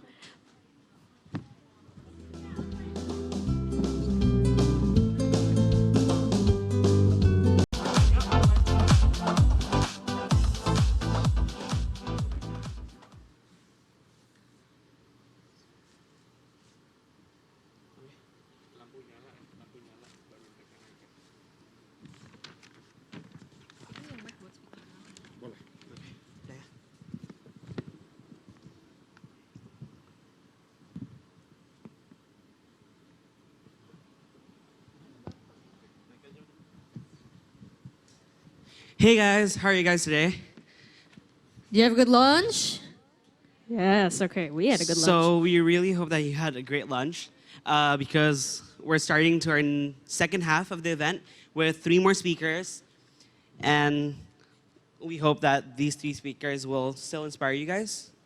I think we'll just go straight to our 5th speaker. Yes, our 5th speaker. And also a reiteration of the rules, please do not bring any food or drinks inside this hall. Thank you. So our next speaker is Karina Basaria. She is a women's rights activist, and she studied history at the University of Sydney and University of St. Andrews. She now lives here in Jakarta and works as a marketing executive. However, on top of this, Carrie is an activist for women's rights. She has organized marches, including Women's March Jakarta, and assisted in organizing other events to fight against gender inequality in Indonesia. She believes that these rallies are an opportunity for her and others alike to speak out against injustice against women, especially for those who do not have the opportunity to do so. So without further ado, let's invite our speaker, Karina Basaria. Please clap your hands for her. And the clicker.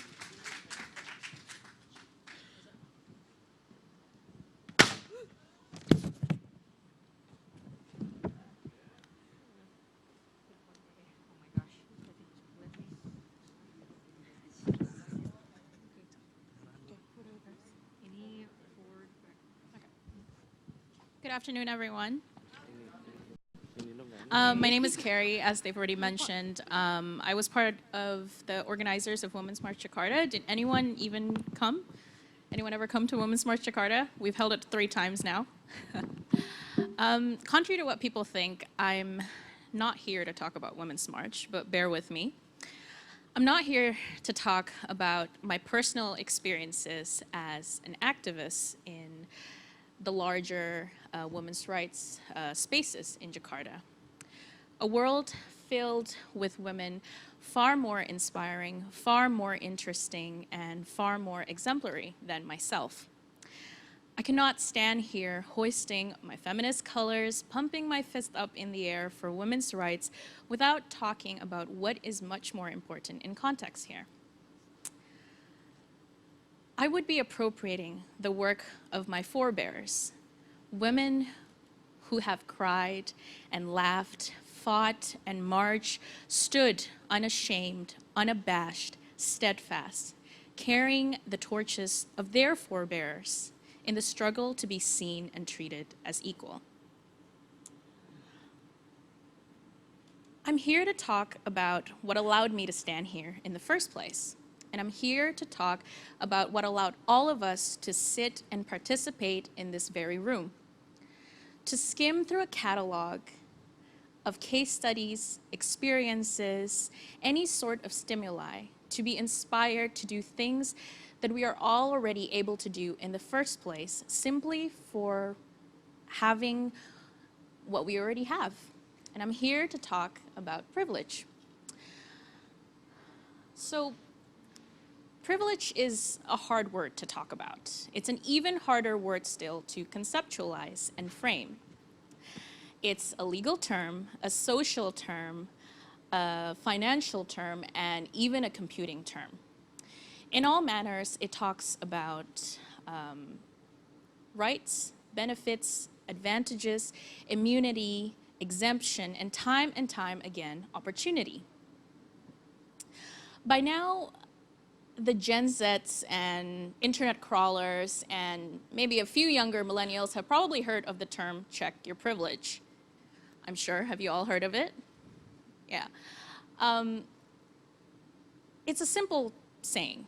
It forces a simple yet loaded activity in order for someone to understand their rights and privileges, in order for someone to understand the opportunities given to them simply for being them. A reality check for people to remember that sometimes success is more often than not just luck. I would be remiss to say that the term originated in Tumblr, but it was definitely popularized by so-called social justice warriors on the site, or SJWs pejoratively. But if you do Google the term, the first search result would be from knowyourmeme.com, which says all you need to know about how polarizing the concept of privilege can be. So what is privilege? Or at least the way that we understand it. The first time the concept of social privilege was theorized was by African-American sociologist and historian W.E.B. Du Bois. He wrote that white Americans are not conscious of racial discrimination, and they don't know the impact. We fast forward to the 1960s during the civil rights movement, where the term white skin privilege started to be thrown around. And then finally, to hit the home run in the late 80s, feminist and activist Peggy McIntosh finally put into words in an article. She was a student at Wellesley at the time. In the article, she wrote about the everyday experiences of minorities and marginalized peoples, on how it's so systematic that it becomes invisible to those who are in the dominant position. To have any chance of remedying this, she calls out for each individual to be aware of what she calls our unearned advantages and disadvantages. Now, as we sit here and we talk about the concept of privilege, I can't help but to hear the ringing in my ears when we were holding the Women's March. I can hear the counter-protest to the march. I can hear the sexually charged nature of the abuse that we got on Instagram on our personal DMs. And I can already hear the violent language lauded at us to drive home the point of one simple message, that feminism is a Western concept. Bukan budaya Timur, budaya Barat. It's westernized, it's whitewashed, it's Eurocentric, it's irrelevant, it's not here. Nggak ada hubungannya sama kita, budaya Timur. People became so personally charged at our supposed hawking of Western propaganda, and they were so angry that I thought it became projection and distraction to the issues that matter. Issues that are real, issues that are relevant, issues that are both budaya Barat and budaya Timur. And so the question changes. Are they angry at us for being whitewashed, or are they angry at us for being women with a voice? But perhaps our critics are not entirely misplaced. After all, the feminist movement is dominated by white women. And when it comes to championing issues outside of their space, they have a tendency to overgeneralize. They have a tendency to paint a picture of all of us, women of color and minorities, as something that is easily understood and easily framed. Third world women, they call us third world women. Women who sit outside of the fences of the Western and first world sphere. Unfortunately for them, our experiences are far too unique and far too important to dismiss just to rally the women of the world in order to create a global sisterhood. To treat various people with various socioeconomic backgrounds, unique cultural heritage, and unique experiences as a sort of attractive catch-all term is not only problematic, but downright irresponsible. Othering people is comfortable. Othering people is easy. It's simple, it's manageable, it's quick.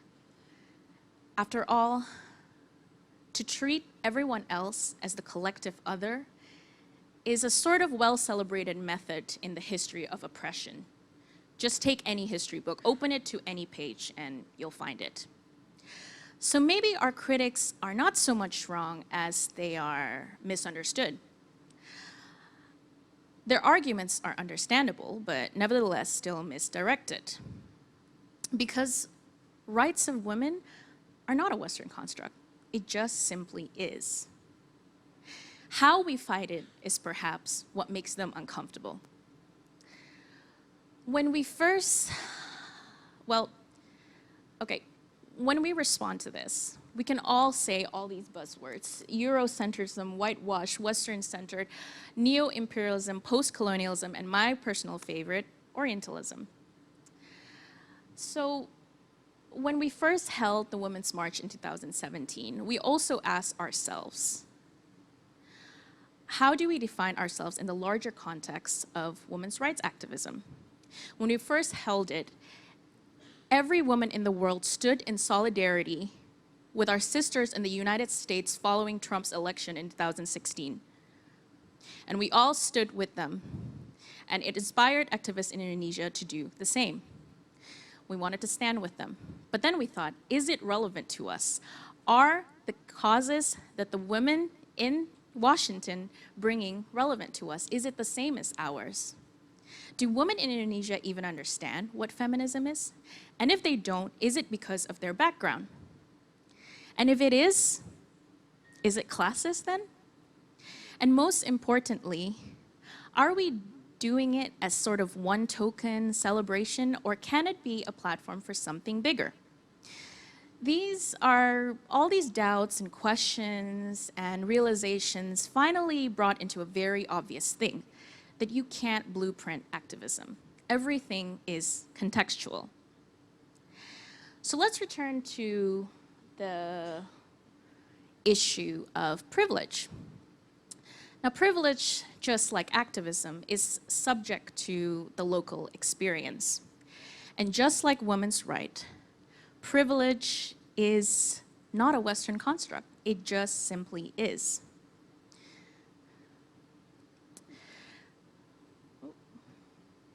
So definitions of privilege is subject to local experiences. So what we have to ask is, even though the concepts that is outlined by Du Bois and McIntosh may not be wholly relatable, we can definitely start it as a starting point to create our own list. So I've set up a questionnaire here that you can all ask yourselves and reflect on. Things that are completely simple. Do you go to private school? Do you holiday more than once a year? Can you buy a new phone just because you wanted to? Is going to uni abroad totally a given? Do you have a driver? Do you wash your own clothes? Do you make your own bed? Do you think twice about dining out? Do you speak English proficiently? And if you do you speak it with your parents? And if you answer yes to any of this, then congratulations, you are privileged. And you need to keep reminding yourself about it. So now that we've talked about privileged and activism as separate beings, let's bring it home together. After all, we go into another place, a larger discussion about spaces, occupying spaces, and whether or not us as privileged people has the privilege to be in those spaces. After all, are we not fighting against the very system that allowed us to be privileged, to live a comfortable life? Can we, as privileged people, understand what is being fought for? And terrifyingly, are we doing this just to make ourselves feel better? Are we just playing savior? After all, I, a privileged person, calling myself an activist is akin to a multinational company and their CSR program to offset their guilt, to offset their everyday destructive being. So even amongst Women's March organizers and the larger Jakarta feminist group, we still ask these questions. We are urban, we're mostly middle and upper class, we speak English, we're university educated, and we are quite traveled. So who are we? What right do we have to speak for all the women in Indonesia who majority do not have these privileges? And these are questions that we continue to ask ourselves, and we will never stop asking ourselves because it is a part of our activism. So what I want to say is we cannot occupy spaces that someone less privileged than you have already occupied. And now that we've already checked our privilege, what now? So what? We have to be aware, and it's important to realize that those privileges can be used for something more other than feelings of self-guilt. Because we have a tendency to do this. We have a tendency, we risk preoccupation with this. We risk the feelings of using activism as a way to atone our privileges. We risk preoccupied with the thoughts that I have had it so good. What can I do to make myself feel better to having had it so good? So then,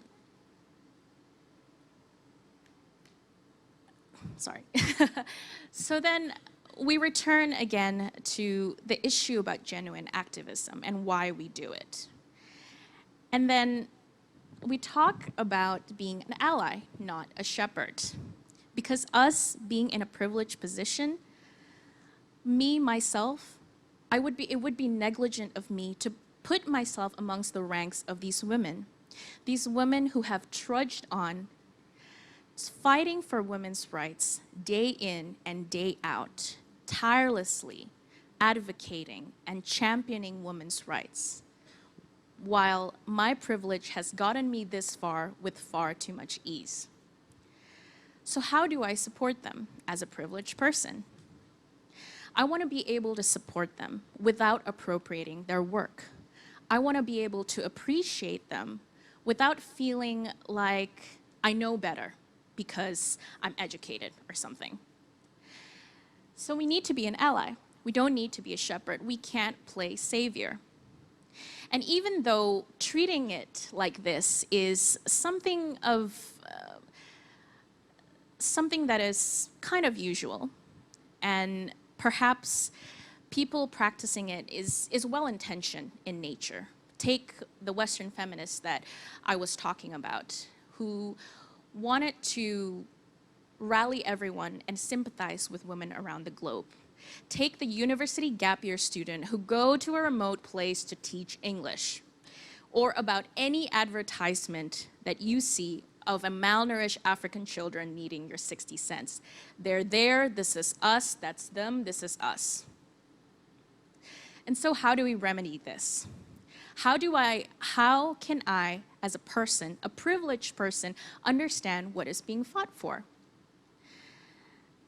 And the only way that we can do this is to use our privilege in a way to become a support system for them. So seriously, it's really not about you. It's about the people who fight day in and day out. It's not about us feeling better about ourselves. You need to be genuine and don't be pressured, and you need to be genuine about your activism. Whatever cause we choose, we need to be genuine, because my privilege has gotten me this far. And I have to remind myself that it is my privilege that allowed me to be amongst these women easily. And I have to keep reminding myself of that every day. And what do I do to understand my ease? I can use that ease, and I can share that ease, and craft it to become a support system for whatever cause we choose. Because at the end of the day, we have rendered the right null and void the moment we checked our privilege. Thank you. Stay on stage, stay on stage. Yeah. Thank you, Carrie. I think it's pretty. I think it was pretty interesting how you had this concept of like othering, you know, because I think especially in Indonesia, probably because feminism is not such a big movement here, that people think it's like, oh, let's make only women powerful. I think it's a really good clarification that you say that feminism is for everyone, that it's encompassing of all people. And as a sign of gratitude, we'd like to give you a gift. Actually, it's a portrait of you.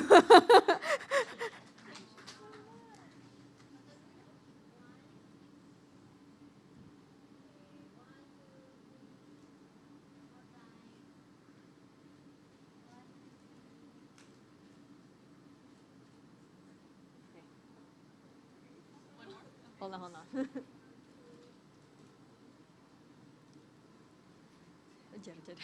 hands are full. Okay. I have. Oh, okay. Okay. Do I hold it? It's a bit heavy though.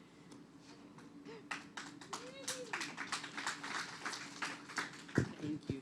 Thank you, Carrie. Please give another round of applause for Carrie. Okay. So we're now on to our second last speaker, but that doesn't mean he's not any better than anyone else. No. Our next speaker is Wishnu Dewanta. He is a musician, and apart from being the next musician that will bring Indonesia's orchestra back to life, Wishnu has many accomplishments dating back to a very young age, being the director of the Bellevue Orchestra, assistant conductor of the Bandung Philharmonic, and the head of Yayasan Silanada. He has gained many renowned titles over the years. In spite of his busy schedule, he finds the time to travel around the world while still creating music for all to enjoy. So can we please welcome Wishnu Dewanta? Please give him a round of applause. Oh.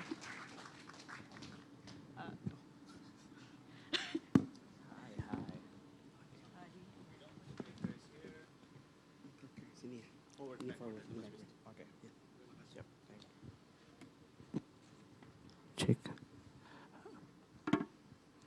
Halo, selamat sore. Saya Wishnu Dewanta. Kayaknya dingin banget ya kayaknya ya. Kita agak-agak pemanasan kali ya, enggak bercanda. Senang banget bisa ada di sini karena gue pengen share sesuatu bahwa kita adalah manusia yang musikal. Percaya nggak kita adalah manusia yang musikal? Percaya, oke. Pertama yang harus kalian tahu adalah dari kita dikandung, apa yang pertama kali kita dengar? Detak jantung. Salah satu elemen musik adalah rhythm. Detak jantung adalah ciri-ciri kita bermusikal. Jadi Tuhan itu udah menciptakan kita tuh sangat-sangat musikal. Oke, selain detak jantung ada apa lagi? Yes, benar Ibu. Terima kasih Ibu. Air ketuban. Tahu nggak waktu kecil kenapa waktu kita misalnya lapar atau apa terus ibunya pasti gini. Karena pada saat kita kecil atau masih bayi itu, kita tuh sangat familiar dengan suara itu dan itu sangat menenangkan. Jadi saya berani klaim bahwa kita semua adalah manusia musikal. Dan terima kasih Tuhan. Oke.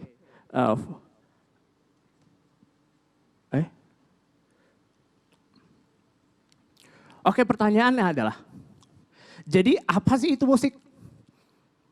Saya lulusan Conservatory of Music di Pelita Harapan. Jadi dengan PD-nya saya masuk itu dan saya lulus. Pertanyaan pertama dari dosen adalah, apa itu musik? Dan saat itu juga saya langsung blank. Apa itu musik? Oke, saya jawab. Waktu itu saya jawabkan gini, sesuatu hal yang atau suatu suara yang mengindah atau yang indah gitu. Berarti yang nggak indah nggak musik. Pertanyaannya itu. Oke, yang kedua, apakah suara AC ini termasuk musik? Kalau kita mengidentifikasinya hanya sebuah bunyi, kita diam dan itu bunyi. Dan ada seorang komposer, John Cage. Dia menciptakan komposisi judulnya 344, 3 menit 44 detik. Yang isinya adalah partitur dengan simbol tacet. Tacet itu adalah simbol diam. Full orkes nih, 50 orang, dan memainkan simbol tacet. Lalu kita lagi dengerin apa? Itu pertentangan seluruh dunia bahwa dia melakukan hal yang di luar kriteria sebagai musik itu apa. Oke, kalau secara teori, musik itu menurut saya dan menurut para pakar adalah suatu bunyi yang terdiri dari melodi dan ritmik dan teratur. Itulah teorinya. Pada saat saya buat presentasi atau memainkan sebuah karya, suara klakson mobil dengan suara AC, dan itu dinamakan musik karena saya mengarrange-nya dengan teratur. Tapi kalau itu enggak, itu hanya sekedar background atau apa, itu bukan musik. Jadi itu intinya. Jadi kayak kita bisa mengidentifikasi musik dari itu. Oke, coba ngomongin makna juga. Musik itu kata orang adalah bahasa universal. Benar nggak? Benar. Berarti yang lain nggak benar nih. Bisa salah. Saya hidupkan satu musik pasti rasanya beda-beda setiap orang. Mungkin dengerin lagu yang sedih, mungkin ada yang happy. Jadi musik itu adalah personal, teman-teman. Setiap orang memiliki cara dia berperasaan dia atau musiknya sendiri. Karena setiap orang dilahirkan berbeda-beda. Jadi musik menurut gue adalah bersifat personal. Oke. Musik mempunyai ceritanya sendiri. Banyak kasus, misalnya gini. Dalam sebuah musikal, saya juga buat musikal, saya harus bisa bekerja sama dengan banyak sutradara. Mau nggak mau kita harus kolaborasi, harus ngobrol banyak tentang sebuah komposisi lagu. Kayak misalnya ada lagu, kita mau ngomongin tentang ibu. Dan setiap kita pasti punya cara pandang atau melodi, seorang komposer ya, kita semua, kita bisa membuat melodi, buat lagu tentang ibu itu dengan beragam. Ada yang mungkin pengen kasih statement dengan ada ibu, gitu. Terus ada juga yang ibu tinggi. Jadi dia punya makna sendiri. Dan ada artis baru nih yang lagi viral juga, Mawang namanya kalau kalian tahu. Dia buat judul namanya Kasih Kepada Orang Tua. Kan bisa cek gimana dia menceritakan orang tua dengan teriakan loh. Jadi itu sempat apa? Ya viral karena maksudnya apa ya gitu. Sebagai seniman, saya sebagai komposer nggak bisa nyalain dia langsung betul-betul. Ini salah. Maksud dia menceritakan tentang ibu seperti ini gitu. Enggak. Ternyata dia punya maksudnya sendiri. Berarti musik is personal maksudnya. Oke? Ini intinya. Maksudnya saya akan bercerita tentang gimana seorang komposer, gimana seorang musisi bisa mencari ide. Dan banyak banget perdebatan di luar. Pertanyaan adalah apakah musik bisa menjadi pekerjaan untuk bisa stable dengan ya bisa kita menghidupi keluarga dan lain-lain. Bisa pertanyaannya. Kuncinya hanya di sini. Kita diciptakan musikal dari Tuhan. Kita mempunyai pikiran dan kita harus mencari ide. Sekarang konteksnya adalah konteks buat lagu. Musisi nggak boleh hanya ngomongin musik kalau pengen sukses. Dia harus berpikir lebih dari musik. Karena musik hanya sekedar media dia untuk berekspresi. Jadi yang dia harus lakukan adalah open-minded. Dia harus mengerti tentang ekonomi, ngerti tentang bisnis, dia harus ngerti tentang sejarah, dia harus ngerti tentang semua bidang pekerjaan atau apapun. Dia harus membuka diri. Karena musik itu sendiri kan merupakan cerita. Kalau dia cuma ngomongin melodi bagus tapi nggak masuk ke dalam hati setiap pendengar, itu juga nggak dapet. Gitu. Jadi dia harus tahu point of view dari semua bidang. Tentang negara, tentang apapun, tentang cinta. Jadi dia nggak hanya boleh ngerti tentang musik itu sendiri. Nah, ngomongin pengalaman, saya di mobil, udah matiin radio. Matiin apapun musik, saya nggak dengerin lagi. Karena setiap hari saya pekerjaannya adalah buat musik. Saya stres sendiri dengan melodi atau lagu yang saya dengarkan. Saya sudah sampai ke titik itu. Mungkin dari psikolog, mungkin gue ada masalah apa ya kali ya.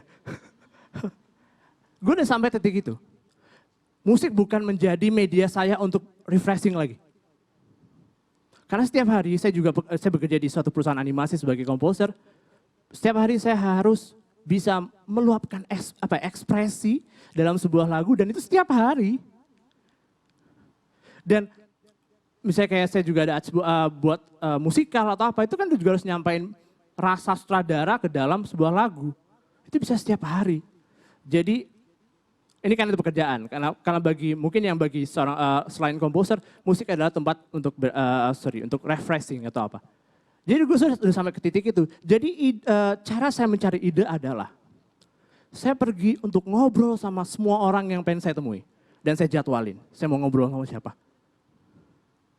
Karena dengan ngobrol, dengan sharing seperti ini, itu saya ngerasa saya punya pengetahuan baru dari lawan bicara saya, dan itu kan pasti lawan bicara yang kalau bisa jangan yang lingkungan musisi juga, gitu, sama aja. Ini chordnya apa ya, chord C major 7/11 atau gimana? Enggak, kita harus ngobrol sama orang-orang yang yang punya bidang lain.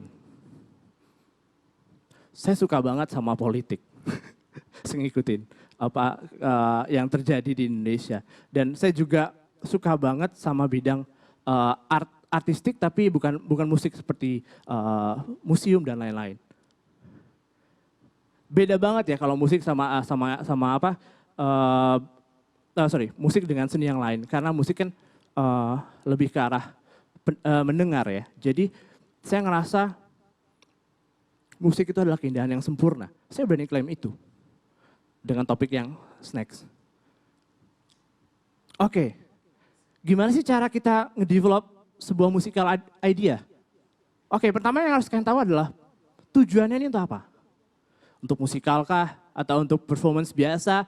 Atau untuk corporate? Atau untuk apapun? Kan udah harus tahu. Jadi di situ udah ada aturan-aturan yang kita pelajari sebelumnya.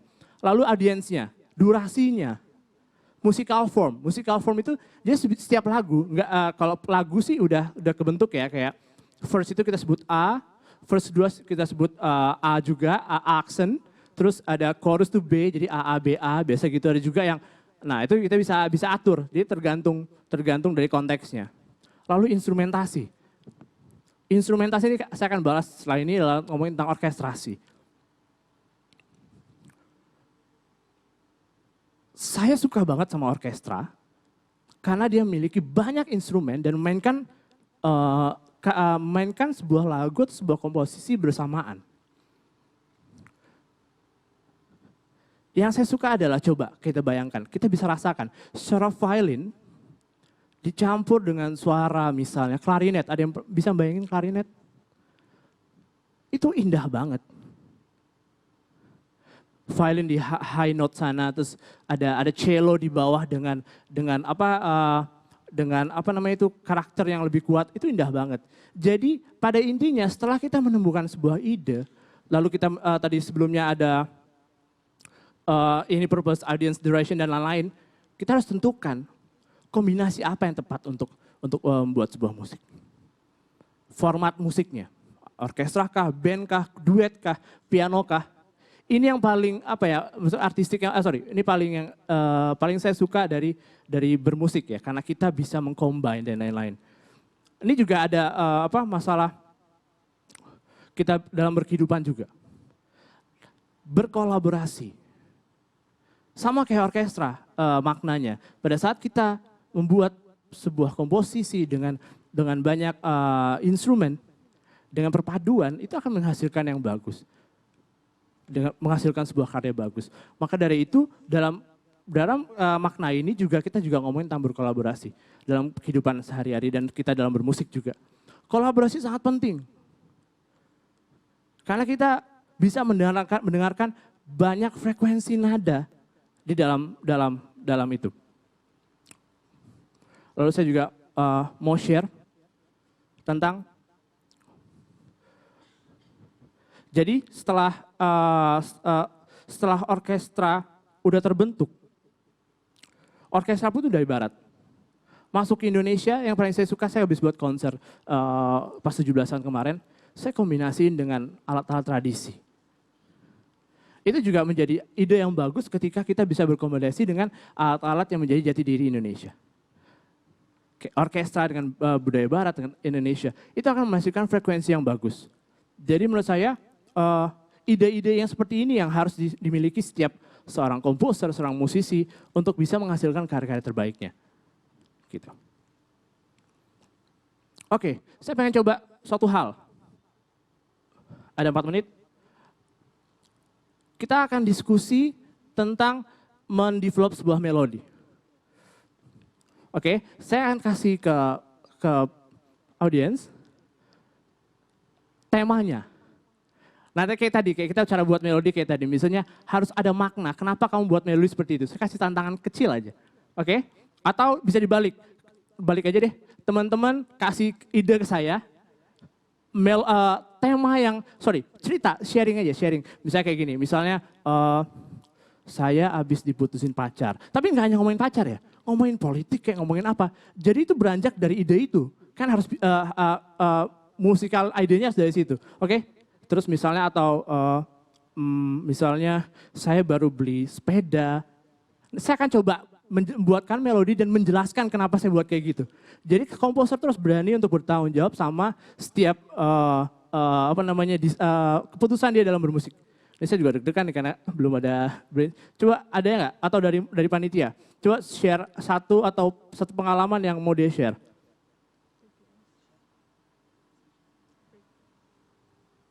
Coba ada? Nanti dapat ucapan selamat kok, tenang. Nanti dapat ucapan selamat. Oke, aku kasih satu deh. Oke, boleh. Break the ice. Boleh ada panjang gitu, kayak cerita, jadi statement. Cerita. Ini ada panitia ada satu lagi nih. Ini agak promosi TEDx juga sih. Boleh. Jangan sulit-sulit loh. Jangan sulit-sulit. Presenting di TEDxYouth at SPH tahun ini. That's like your experience. Wow. Sorry, ulangi, presenting? Presenting di TEDxYouth at SPH. Sorry? Presenting di TEDxYouth at SPH. Oke. Aduh, agak sulit ya. Deg-degan ini ya. Oke. Saya nganggep acara ini sangat bagus. Oke. Berarti yang saya buat adalah kombinasi melodi yang bagus. Coba, biasanya seorang komposer buat, ini juga gue kasih banyak cara untuk membuat melodi-melodi bagus. Dia menggunakan triad chord. Triad chord itu adalah C mayor itu terdiri dari 3 nada. Kalau bahasa sehari-hari do dan sol. Ya. Jadi dia pasti akan nyambung sama triad itu. Misalnya, hal yang bagus, oke Wishnu, hal yang bagus. Da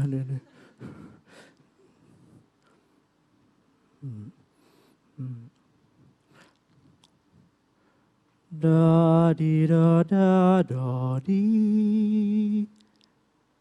Do, ti, do, re, sol, mi. Do, sol, dan mi. Do, mi, sol. Jadi itu salah satu cara. Misalnya pada saat si komposer dapat dari sutradara atau dari apa. Saya pengen hal yang kayak gini. Oke, berarti saya udah punya cara untuk mendapatkan idenya. Pertama dengan seperti tadi, hal yang bagus berarti ada satu yang chord major yang terdiri dari 1, 3, dan 5. Do, di, do, re, sol, mi. Itu salah satu caranya. Ada yang musisi nggak di sini? Mungkin agak bingung ya karena kasih ngomongnya do, mi, sol, dan sol. Nggak ada yang musisi ya? Ada? Satu panitia, oke. Iya, pokoknya pada intinya jangan takut untuk berkarya. Dan jangan takut untuk bermusik. Karena musik sendiri itu adalah bersifat personal. Jadi pada saat kalian menciptakan musik atau saat bernyanyi, jangan takut untuk disalahkan orang atau no, ini adalah musik saya. Jadi itu juga menjadi makna dan filosofi kalian untuk banyak bidang. Jangan takut untuk berkarya. Apalagi anak muda gitu. Misalnya kayak ini saatnya sebelum kita ada di umur 30-40 yang udah harus mikirkan keluarga. Jadi sekarang saatnya untuk kalian bisa mencoba ke banyak bidang dan bisa mengkuatkan lagi, misalnya kayak saya sebagai komposer, saya bisa menguatkan lagi saya sebagai komposer mencari linknya dan lain-lain. Pada intinya itu, bagaimana mencari ide dan bagaimana kita bisa mencikapi sebuah ide. Oke, makasih. Thank you, Kak Wishnu. So, kita ada satu question nih. Waduh, oke. Melodi lagi nih? Awalnya tuh bisa interested di musik, kan bilang orang tuh emang semuanya musikal. Yep. Tapi mau fokus di bidang musik tuh awalnya ada motivasi dari mana atau emang? Oke, motivasi pertama saya hanya lihat Erwin Gutawa. Terus pada itu waktu SMP, itu SMP loh. Terus saya bilang, saya akan mau jadi seperti Om Erwin Gutawa. Udah. Dengan gampangnya dan mudahnya orang tua bilang, oke silakan dan bertanggung jawab dengan apa pilihanmu. Sampai sekarang saya konsisten sama apa yang saya lakukan dan puji Tuhan saya tidak ada masalah apa-apa di dalam yang lain-lain ya yang banyak dicurigakan orang-orang dan ya sampai sekarang. Oke, bagus sekali. Oke, we actually have a present for you. I think you already saw it, tapi ini.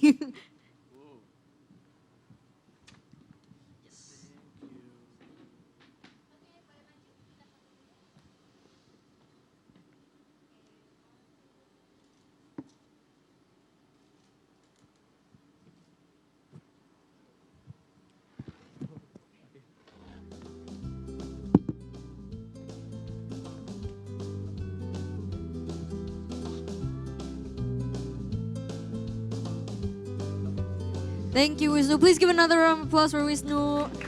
Hi, can I just ask, how are we all doing? We're nearing the end of the event. Is everyone okay? Yeah, okay, woo! So we have one speaker left, but she's not Certainly like, not least. Last but certainly not least. So I think we'll just introduce her. She's an architect, Pauline Budianto, with a passion for her country, and she has spent the past few years working on a number of building projects that aim to provide proper housing for Indonesian citizens who live in less favorable areas. She graduated from Netherlands from the Delft University of Technology and became part of Task Force Livable Cities of 2012, and to this day works with the effort in order to create livable cities for people all over Indonesia. While most architects tend to flock to prestige and pump their career has to offer, Few look at it as a tool for sustainable development, as she has done in the recent years. Can we call on Pauline Budianto? Can you give her a round of applause?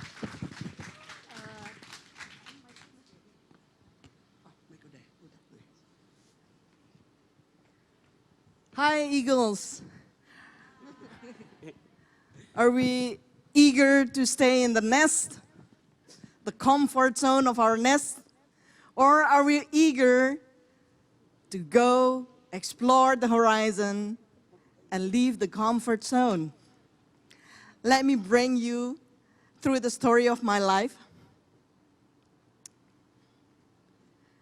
What do you think about this place? Muara Angke. Everyone knows about the seafood, yummy seafood. But behind that, there's a slum, a squatter. Can you please dim it a little bit? Thank you. And behind that, there is a settlement of 70,000 people who live mainly from preparing your seafood, preparing your salted fish. This is the largest saltfish industry in Southeast Asia. But what's the story about this place? I know since 2012, I've been assisting the government of DKI with rethinking about how to restore the slums. You know, if we are eager to have improvement, if we are eager to have challenge and change, new chances in our life, we have to prepare our vessel. We have to make space for improvement. Because without the right attitude, even the best chance is turned futile. Let's learn from Muara Angke. After 4 decades of neglect, finally, the new government, the authority has found a commitment, has found a team to make a commitment, serious commitment to improve this living condition.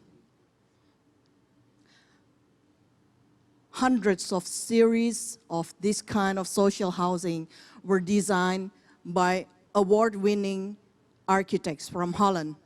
They were my friends. Somehow, during the socialization, there's a miscommunication. I don't know what happened. I was not involved in this project in the first place. But while they were socializing these projects, not a thank you, but a riot they got. Instead of a handshake, they gave thousands of fingerprints with blood. And this is what happened. Hundreds of motorcycles are surrounding the building of the government and almost burning it down, almost turning it over. And the team who designed that are being threatened with death. And at that time, I was called by Skype. I live in Holland. And then they asked me, Pauline, you have been threatened by death several times in Africa, in Kenya, and in Papua, in Madura. There are so many places when you face death and you escape death. Would you be willing to negotiate once more? And then I asked my family, and they said, okay, you can go. But what would you do? Would you see that as a challenge? Would you see that as a new chance? Would you dare to take it? I said yes. So 1 week after the riot, I came there. I do not see mobs, preman, but I saw people who are the victim of neglection by the government. I see people who are crying for the generation, crying for their living condition. But I said to them, why are you organizing new riots then? I said, if you don't have the right attitude, even the best intention of the people who wants to help you improve your living condition will turn futile. Just like this, And during the negotiation, I made this poster, and I show them, look, this is what you have right now, and this is what you could have for your sons and daughter. And they said, well, we already have what we want. We have stayed here for 4 decades, and this is what we want. And I said, think better and look into your heart. Do you really, really want to risk your life with this, for this? And look at what your kids are having daily. And I said, your kids never knew anything better than this. This is their life, this is their adventure.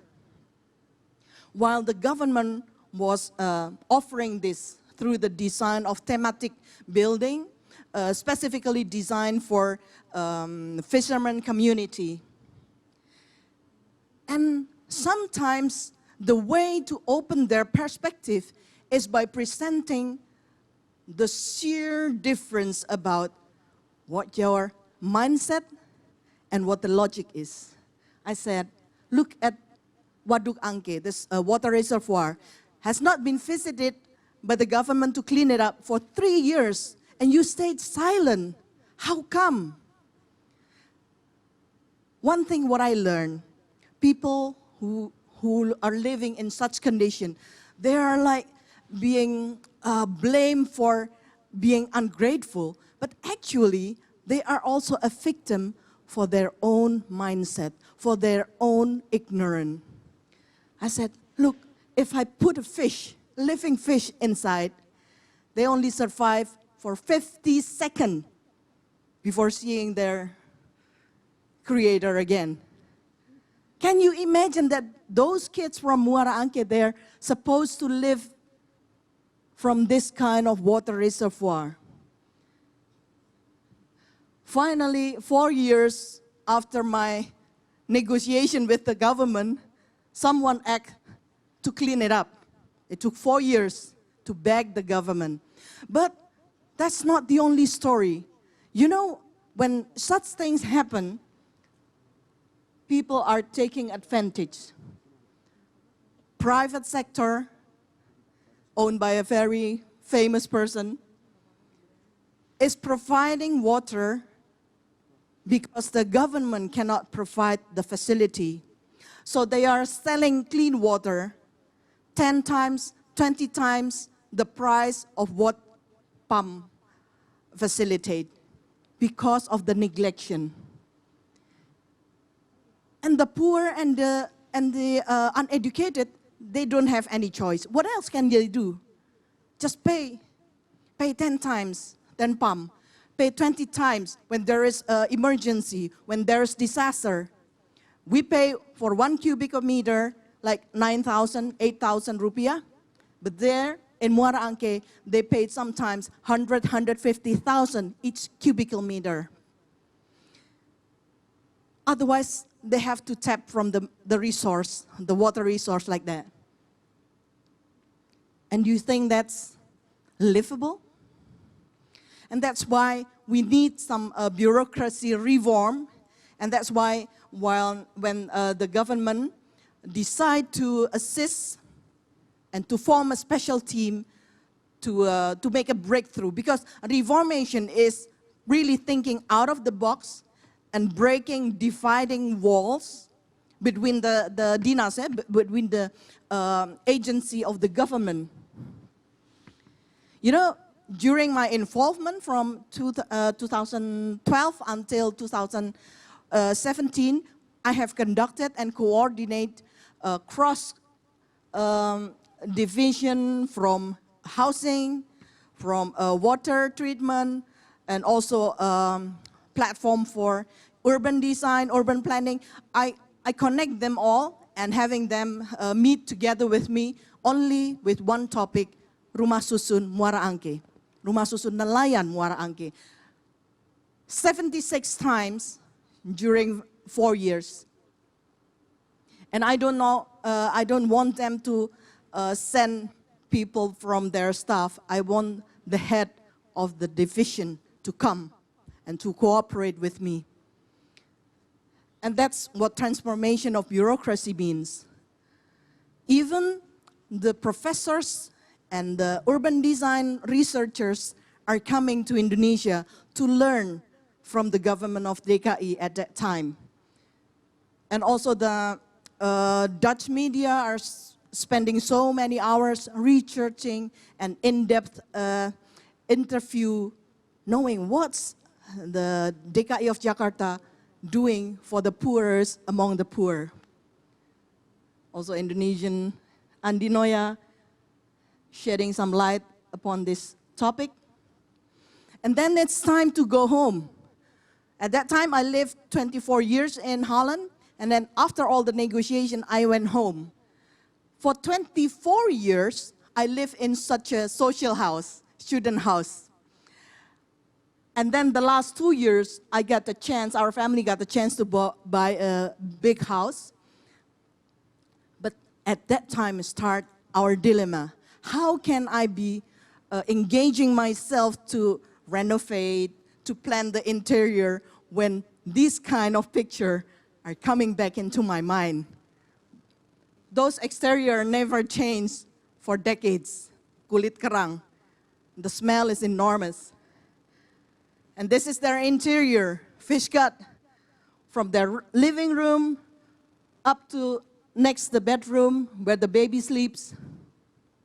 And how can I settle down peacefully in my new house while thinking that I've left my heart with those fishermen? How can I enjoy and harvest our first harvest when thinking about these kind of trees? Almost all trees in Muara Angke will die within 2-3 weeks because of millions house flies, actually, that attack the industry of salt fish. How can I be happy and not thinking about, can't somebody else do something about the kids that having this? Other city kids are playing with the slimy things, you know, the slime. But these Muara Angke kids are plunging themselves headfirst, full body, into that black, slimy water that forms their world. While for my kids, they're sitting right there, for my kids, it's just a few hours drive to London, to Paris, 5 hours drive. But for these kids, they could ride for years in the same tuk-tuk, in the same odong, and only being confronted by the project that affected their family in the first place. One night, as an architect, I was spending time alone, reading, writing, and that was around 3 o'clock in the morning, way past midnight. I was still sipping my coffee in the backyard while enjoying a romantic full moon. Suddenly there's a voice, romantic, eh? Romantic only because of the full moon? Imagine what a romantic full moon can do in your home country. This is the scenery 3 days before and 3 days after the romantic full moon. This is the tidal lunar flooding. Look how they persevered to get to school. After that last comparison, I could not stand any other comparison. We packed our things, 1 container full, and in the port of Rotterdam, sending it toward the port of Jakarta. After months of preparation, after all the farewell parties come the last hugs. So Grace, my daughter, saying goodbye, and afterward, I saw that, why is there sadness in her laughter? How come? And it really crushed my heart to my innermost being. I said, oh, I'm doing my purpose, I'm answering my calling, but my kids, there's so much sadness in her laughter. And there's still small voice in my heart telling, relakan, just allow it. Allow her that there is a little bit of sadness in her laughter so that in the sadness of the kids from Muara Angke, there would be some laughter. And that is what brought us back home. After 26 years spending time in Holland, finally I got to come home in 2014.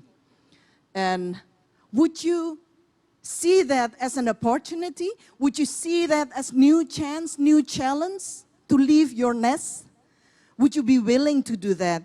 You know, after all the sacrifice, you're doing that for people who might not know how to be grateful to you, who might not know to evaluate your sacrifice. Would you still be willing to do that? I've spent hundreds of hours in the musola of Muara Angke, in the house of the Ustad, in the house of the Marbot, and doing some education for the people. And also we set up a football academy for the people in Muara Angke, for the kids in Muara Angke. And then after nearly 9 months, what do you expect? An applause, a standing applause? For our case, our family, hardship came 9 months later. Because I brought my kids to Muara Angke and to other garbage dump site, there's been an attack of a virus, and then the body system of my kids did not recognize that as the enemy. They said, which one is the enemy?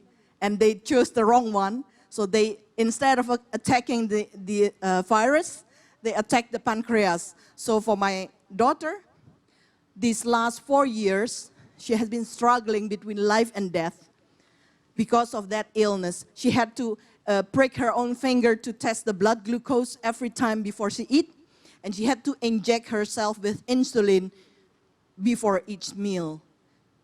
And I said, this 11-year-old child has to endure so many hardships, but I think, hey, she's alive and kicking, and there she is. I said, isn't that a miracle in itself? After many days of coma in the ICU, in the emergency, isn't that life itself is a miracle? And my daughter Grace said, as long as I am still hoping and praying and waiting for the miracle to happen, I decide to become a miracle myself. So she traveled with me, meeting all the governors, all the regions in many islands in Indonesia, and she's delivering message of hope and restoration for the country, for the nations, for many tribes. And she's also preaching for the kids coming to the madrasah, coming to the pesantren. It's different when a police said, stay away from drugs, stay away from cigarette, stay away from alcohol. It's different when the one preaching is a child. He said, oh, your mom has been expecting you for 9 months, giving you the best nutrition, and now you're born, you're enjoying yourself, and you start smoking cigarette?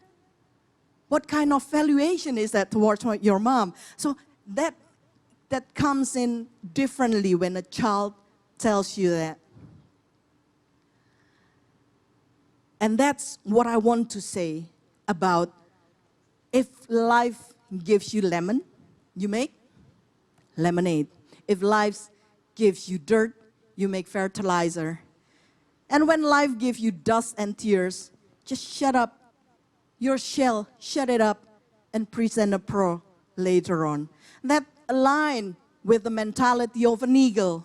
You know, eagle needs storm to keep him afloat, needs storm for a high altitude. And that's why I told them, swift is stormy weather is free transport. Who loves a new altitude and new perspective? We all do. Keep soaring, eagles. Thank you for your time. All right. Thank you. Thank you, Pauline. That was a good ending message for the Eagles. I'm sure they'll appreciate that. I think it's very interesting how you even bring your kids along with your service. I think that should be a thing that should happen with most parents here. You know, bring your kids out, see everything. We have your gift up here, actually.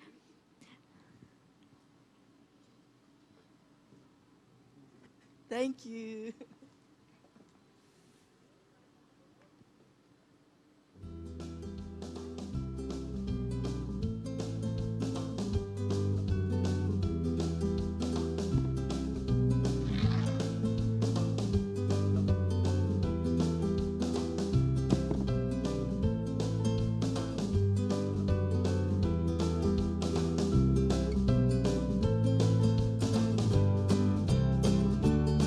Thank you, Pauline. Please give another round of applause for Pauline.